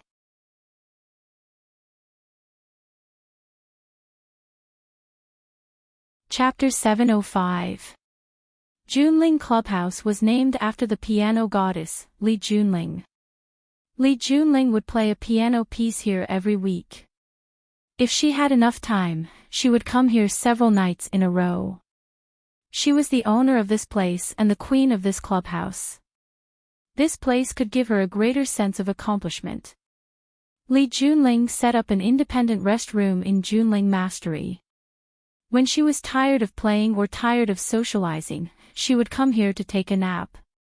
When Li Junling entered the electronic lock password on the door and pushed open the door of the rest room, the luxuriously decorated room was filled with a faint smell of tobacco. Li Junling didn't smoke, but she liked to smell this faint fragrance. She took a deep breath and said in a reproachful tone, "You're smoking again." A handsome man was sitting on a recliner by the window, holding the latest issue of Playboy magazine in his hand. Many blonde beauties on the cover were wearing fiery red bunny costumes. Their buttocks and breasts were big, and their breasts were swaying. It gave people a strong sense of visual impact. The man's eyes turned from the magazine and said with a gentle smile, "I said I wouldn't smoke here, but I couldn't help it." Li Junling took off her slender high-heeled shoes at the door and walked behind the man with her bare white feet. She reached out and stroked his handsome face. She said in a soft voice, "You know, I'm not really blaming you. It's hard for you to come here. If you want to smoke, smoke. I don't want to force you. Besides, I don't hate the smell of cigarettes, and I don't hate the cigarettes you smoke. You always indulge me. I can't control myself in the future. The man stroked the woman's small hand with one hand and said with a smile. An unrestrained man is very dangerous. After a woman gets married, her identity will change. She is the husband's wife and the husband's mother. Women can't help but spoil their husband like a child. Men are also born with a strong sense of dependence on women's breasts. Li Junling put her chin on the man's head from behind and sniffed the shampoo fragrance in the man's hair. She said, I think you're the cutest child in the world. I just can't help but spoil you. No wonder I always like to come here. Junling's words are nice and philosophical. Junling shouldn't be a pianist, but a philosopher. I'm a musician. Li Junling gently rubbed his chin on the man's hair and said, every musician is an artist. Every artist has the opportunity to become a philosopher. It sounds like a philosopher is the final advancement. Most philosophers are lunatics. Li Junling said with a smile, only by entering a state of insanity can I see the world clearly and see the truth. I feel like I'm going crazy. Otherwise, how could I become your woman? There was a silent smile on the man's face. With one hand holding the Playboy magazine and the other hand caressing Li Junling's delicate pink face, he said, do you feel wronged again? I heard that Qin Chang is also here today. Yeah. Li Junling straightened his body and said with a smile, he is my fiancé. Isn't it natural for him to visit me? That's to be expected. The man sighed softly and said, the man of the general family cannot marry the woman of the Qin family, but he stole the woman of the man of the Qin family. Tell me, is this fate? Li Junling sighed softly and said, of course, Li Junling can't compare with the woman of the Qin family. Qin Etian also came just now. I've long heard of her name, and it's not the first time we've met. However, when she walked in, I still felt a strong sense of oppression. Maybe it's not just me. Everyone who sees her feels the same way. Have you experienced that kind of feeling? She's like an ancient queen. When she walks over, all the subjects have to bow or even kneel down. They don't even dare to breathe loudly. Even flattering words are really unnecessary. It's a kind of disrespect to her. Tell me, when did I, Li Junling, think about flattering others? Why is there such a big difference between people? Beautiful women were born proud. Li Junling could also be considered a dragon among men. In a certain small circle, she was also the object of admiration and flattery. For example, in her Junling club, she was fully deserving of being the most dazzling star. However, tonight, that Qin Etian just happened to come. Qin Etian's greatest ability was that no matter where she went, her powerful aura would turn that place into her home field. You stood in front of her like a lowly little servant. You only knew to speak when she spoke to you. You only dared to leave when she nodded in agreement. Which woman would like this kind of feeling? At least, Li Junling didn't like it. Even now, his heart was still unbearably uncomfortable. He had been humiliated, but he didn't know how to fight back because the other person didn't do anything. She didn't even look at him. Of course, not looking at him was another form of humiliation. An adopted daughter should be like Qin Etian. The man softly said the saying that resounded throughout Yanjing City. He said, an adopted daughter should be like Jiang Junling. Jiang Junling has disappeared into thin air. Because of this saying, he soared to the sky, and also because of this saying, he became a laughing stock. Perhaps it was because Qin Etian was a woman, and a very beautiful one at that. Therefore, everyone was particularly tolerant of her and was willing to give her more convenience and care. Therefore, until now, everything she did was amazing, and every business she invested in could be called a miracle. After Jiang Junling's accident, some people also began to question whether Qin Tian's ability was worthy of this saying. The final result is well-deserved. Li Junling smiled and said, I think whether it is worthy or not, the key is to see whether you have a strong opponent. If Qin Tian's opponent was Fang Yan, what would the situation be like? Thinking about it, it is really an interesting idea. The man shook his head and said, impossible. We have evaluated Qin Tian's characteristics. She has a firm mind and strong willpower. Because she is quite intelligent, she has 100% confidence in her every word and deed, and it is difficult to change the decision she has made. Even her mother, who is known as the Demon Emperor, can do nothing about it. Moreover, because of that incident, she is full of trust and dependence on Fang Yan. No one thought that the hastily ended kidnapping incident would make Fang Yan who he is today.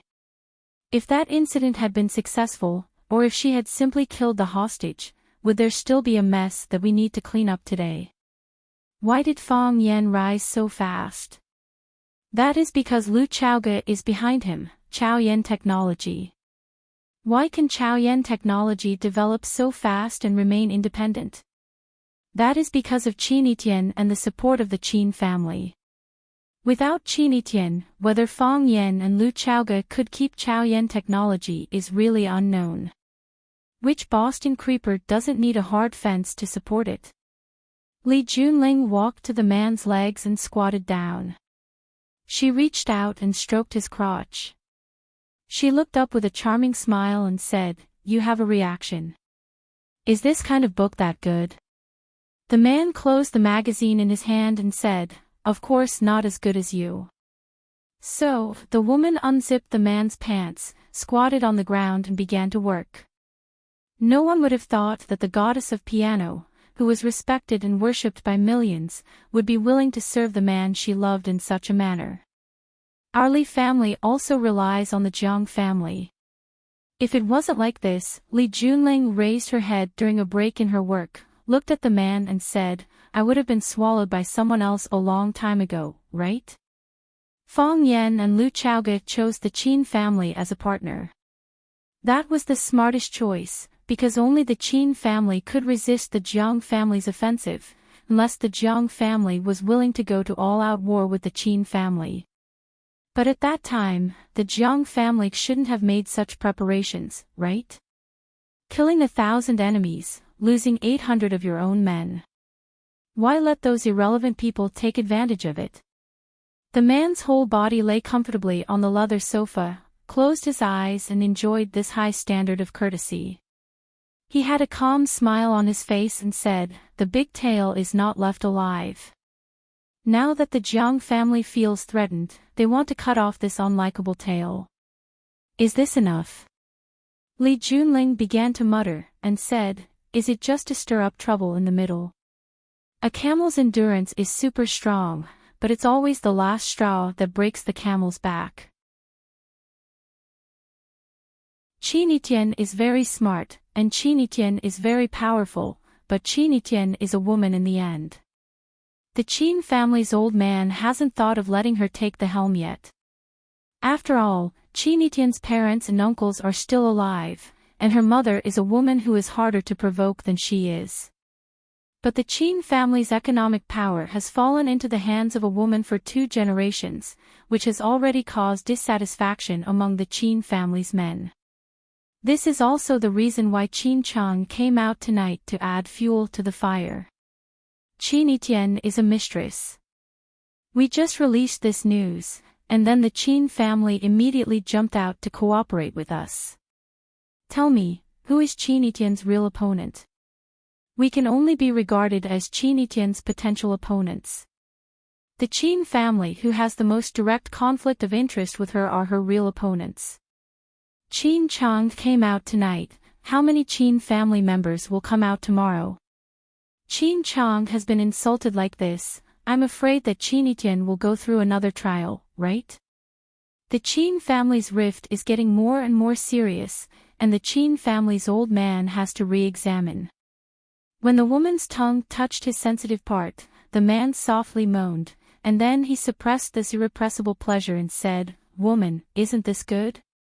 He was evaluating Li Junling, but also seemed to be evaluating Qin Etian.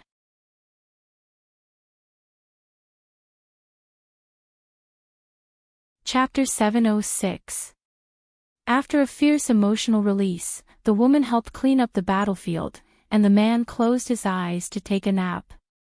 When he opened his eyes were shining. This torment did not absorb too much of his essence. Instead, it made him more energetic. He reached out and held the disheveled woman in his arms. Looking at her pink face close to him, he said, "Am I too selfish?" "I don't think so." The woman said, "I like you, so I'm willing to do anything for you. You weren't outside just now, so you didn't hear Qin Etian's confession to Fang Yan. To be honest, I was moved by her. Because I like someone, I have to bear the name of a mistress. But even so, is it enough to make me not like him anymore? Impossible." I like the words she used. Love doesn't start, but it goes deep.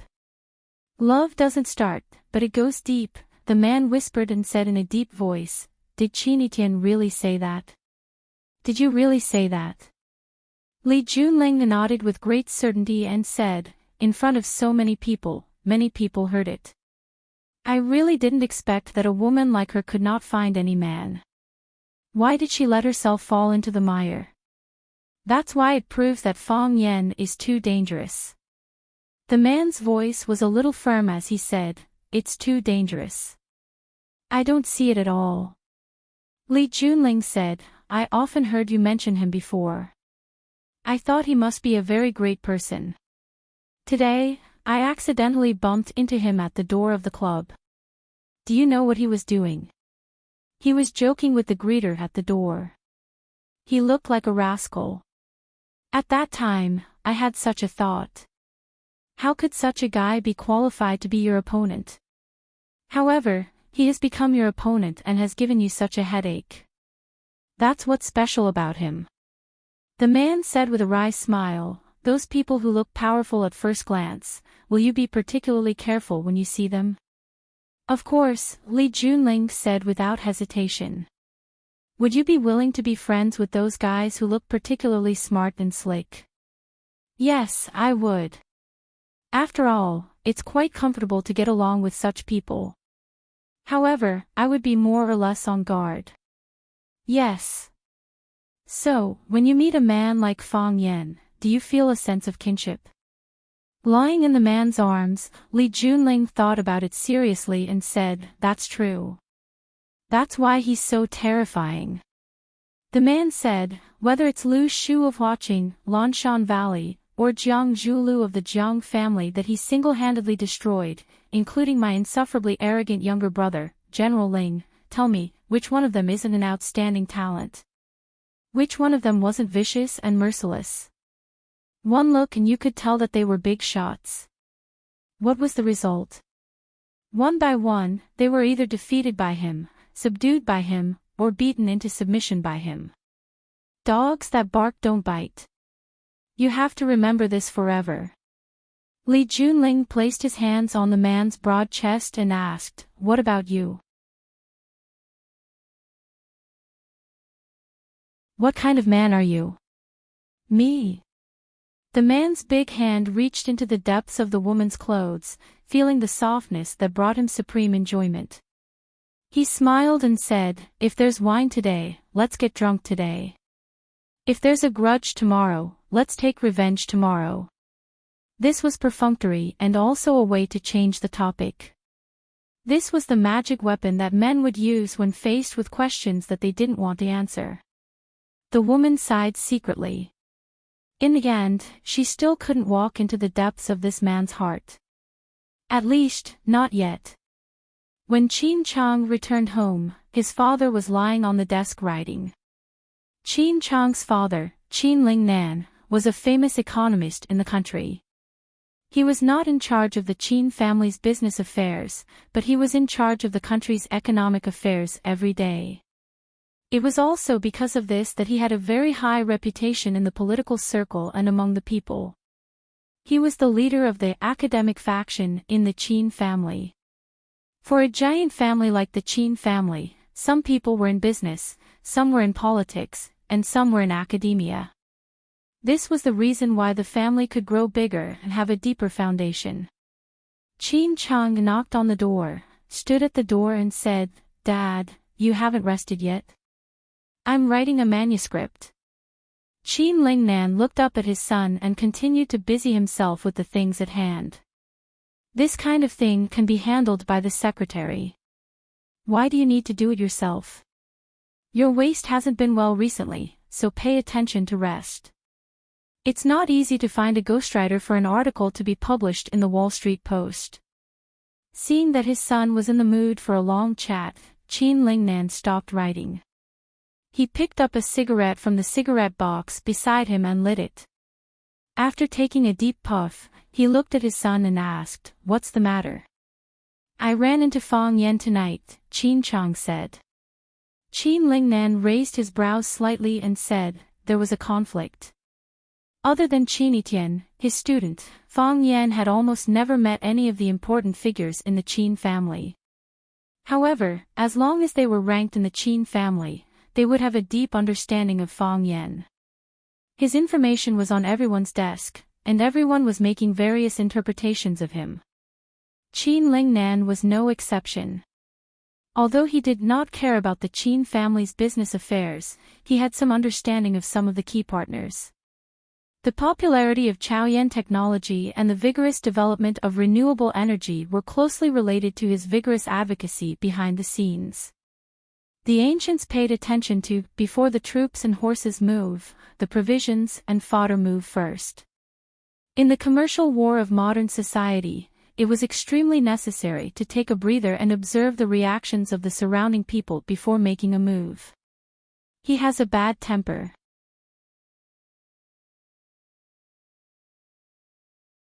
He hurt the third son of Minister Lu's family, Qin Chang said with a smile. "Lu Haoran is still in the hospital now. The Lu family has already rushed over. I'll explain it to them and come back. I'm afraid it's not easy." "Okay." Qin Lingnan did not care about his daughter's quarrel. Every day, he paid attention to national affairs and the world's economic situation. He really did not care about who slapped who or who quarreled with who. "That's not the main purpose of your visit, right?" "Etienne is also there," Qin Chang said. "Oh." Qin Lingnan's expression froze slightly. He was still very concerned about the girl in his family. He could not help but pay attention to her. Whether it was the outside world or the Qin family, they were all shrouded in her brilliance.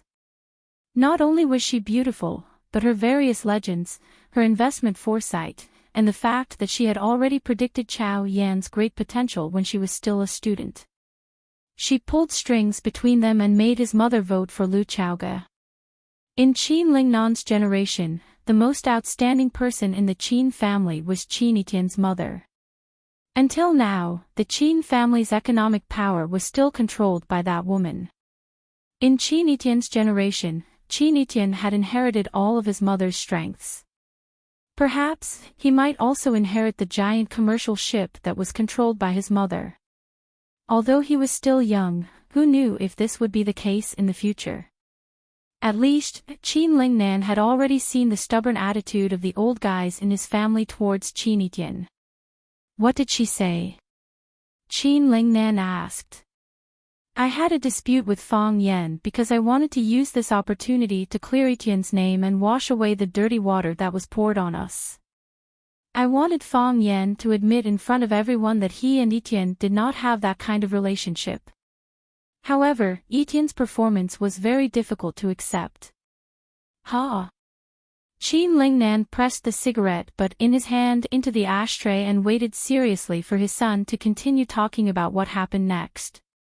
Qin Etian admitted her feelings for Fang Yan in front of everyone and was even willing to bear the blame of being a mistress. Qin Chang repeated what happened at that time. He did not deliberately add oil to the fire because the truth itself was enough to make people angry. Sure enough, after listening to Qin Chang's narration, Qin Lingnan's expression became ugly. He shouted angrily, "Nonsense! Does Qin Etian still want her face? She is shameless, but does our Qin family still want our face?" Qin Chang knew that his father would definitely have an intense reaction because he was a cultured person, and cultured people cared the most about their reputation and the image of their family. Qin Etian said that she is willing to be a mistress. If she is willing to be someone else's mistress, then she should get out of the Qin family. There are so many girls in the Qin family, which one of them is as shameless as her? Ah, how can she say something like that? Dad, don't be agitated. Qin Chang was happy in his heart, but he pretended to be anxious. He quickly comforted and said, "Qin Etian is in the second master's family. Whether she is good or bad, we can't control it." Can't control it? Why should I? Qin Lingnan took a big sip of tea and said, "Many people heard what she said." Yes, many people heard it, Qin Chang replied. Other than witnesses, is there any physical evidence? Yes. Qin Chang said, "It happened at Junling Clubhouse. If I ask Junling for the surveillance video, she will definitely show it to me." Li Junling. Is she also involved in this matter?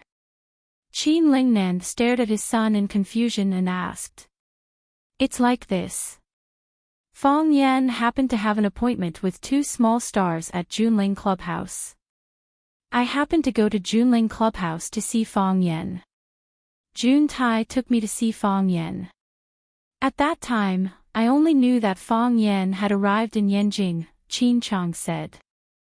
Qin Lingnan frowned and tried hard to think about the relationship between the people in the middle. He said, "Is Li Junling okay?" Dad, so what if she is okay? So what if there's no problem? Qin Chang smiled and said, "Even if she intentionally led me to see Fang Yan, so what? What she wants us to do is what we need to do. If what happened tonight is spread out, I'm afraid the other families will be very uncomfortable, right? For the sake of Qin Etian's dignity and the reputation of the Qin family, I kindly persuaded her, but in the end, I was humiliated. Isn't this crack getting bigger and bigger? Isn't it also beneficial for us to tear open a crack? How can the men of the Qin family always be suppressed by a woman?" Qin Lingnan glanced at his son and said, "Give me the video of Etian saying those words. I want to let the elders of the Qin family see if the heir they chose knows how to write the word shame." You're tuning into the LoveLore Library YouTube channel. We're so grateful for your support, and don't forget to subscribe to join us on this incredible journey through captivating stories. Your generosity through donations truly makes a world of difference, as it's the primary source of revenue that allows me to expand and enhance this channel for you. Thank you from the bottom of my heart for being a part of this adventure.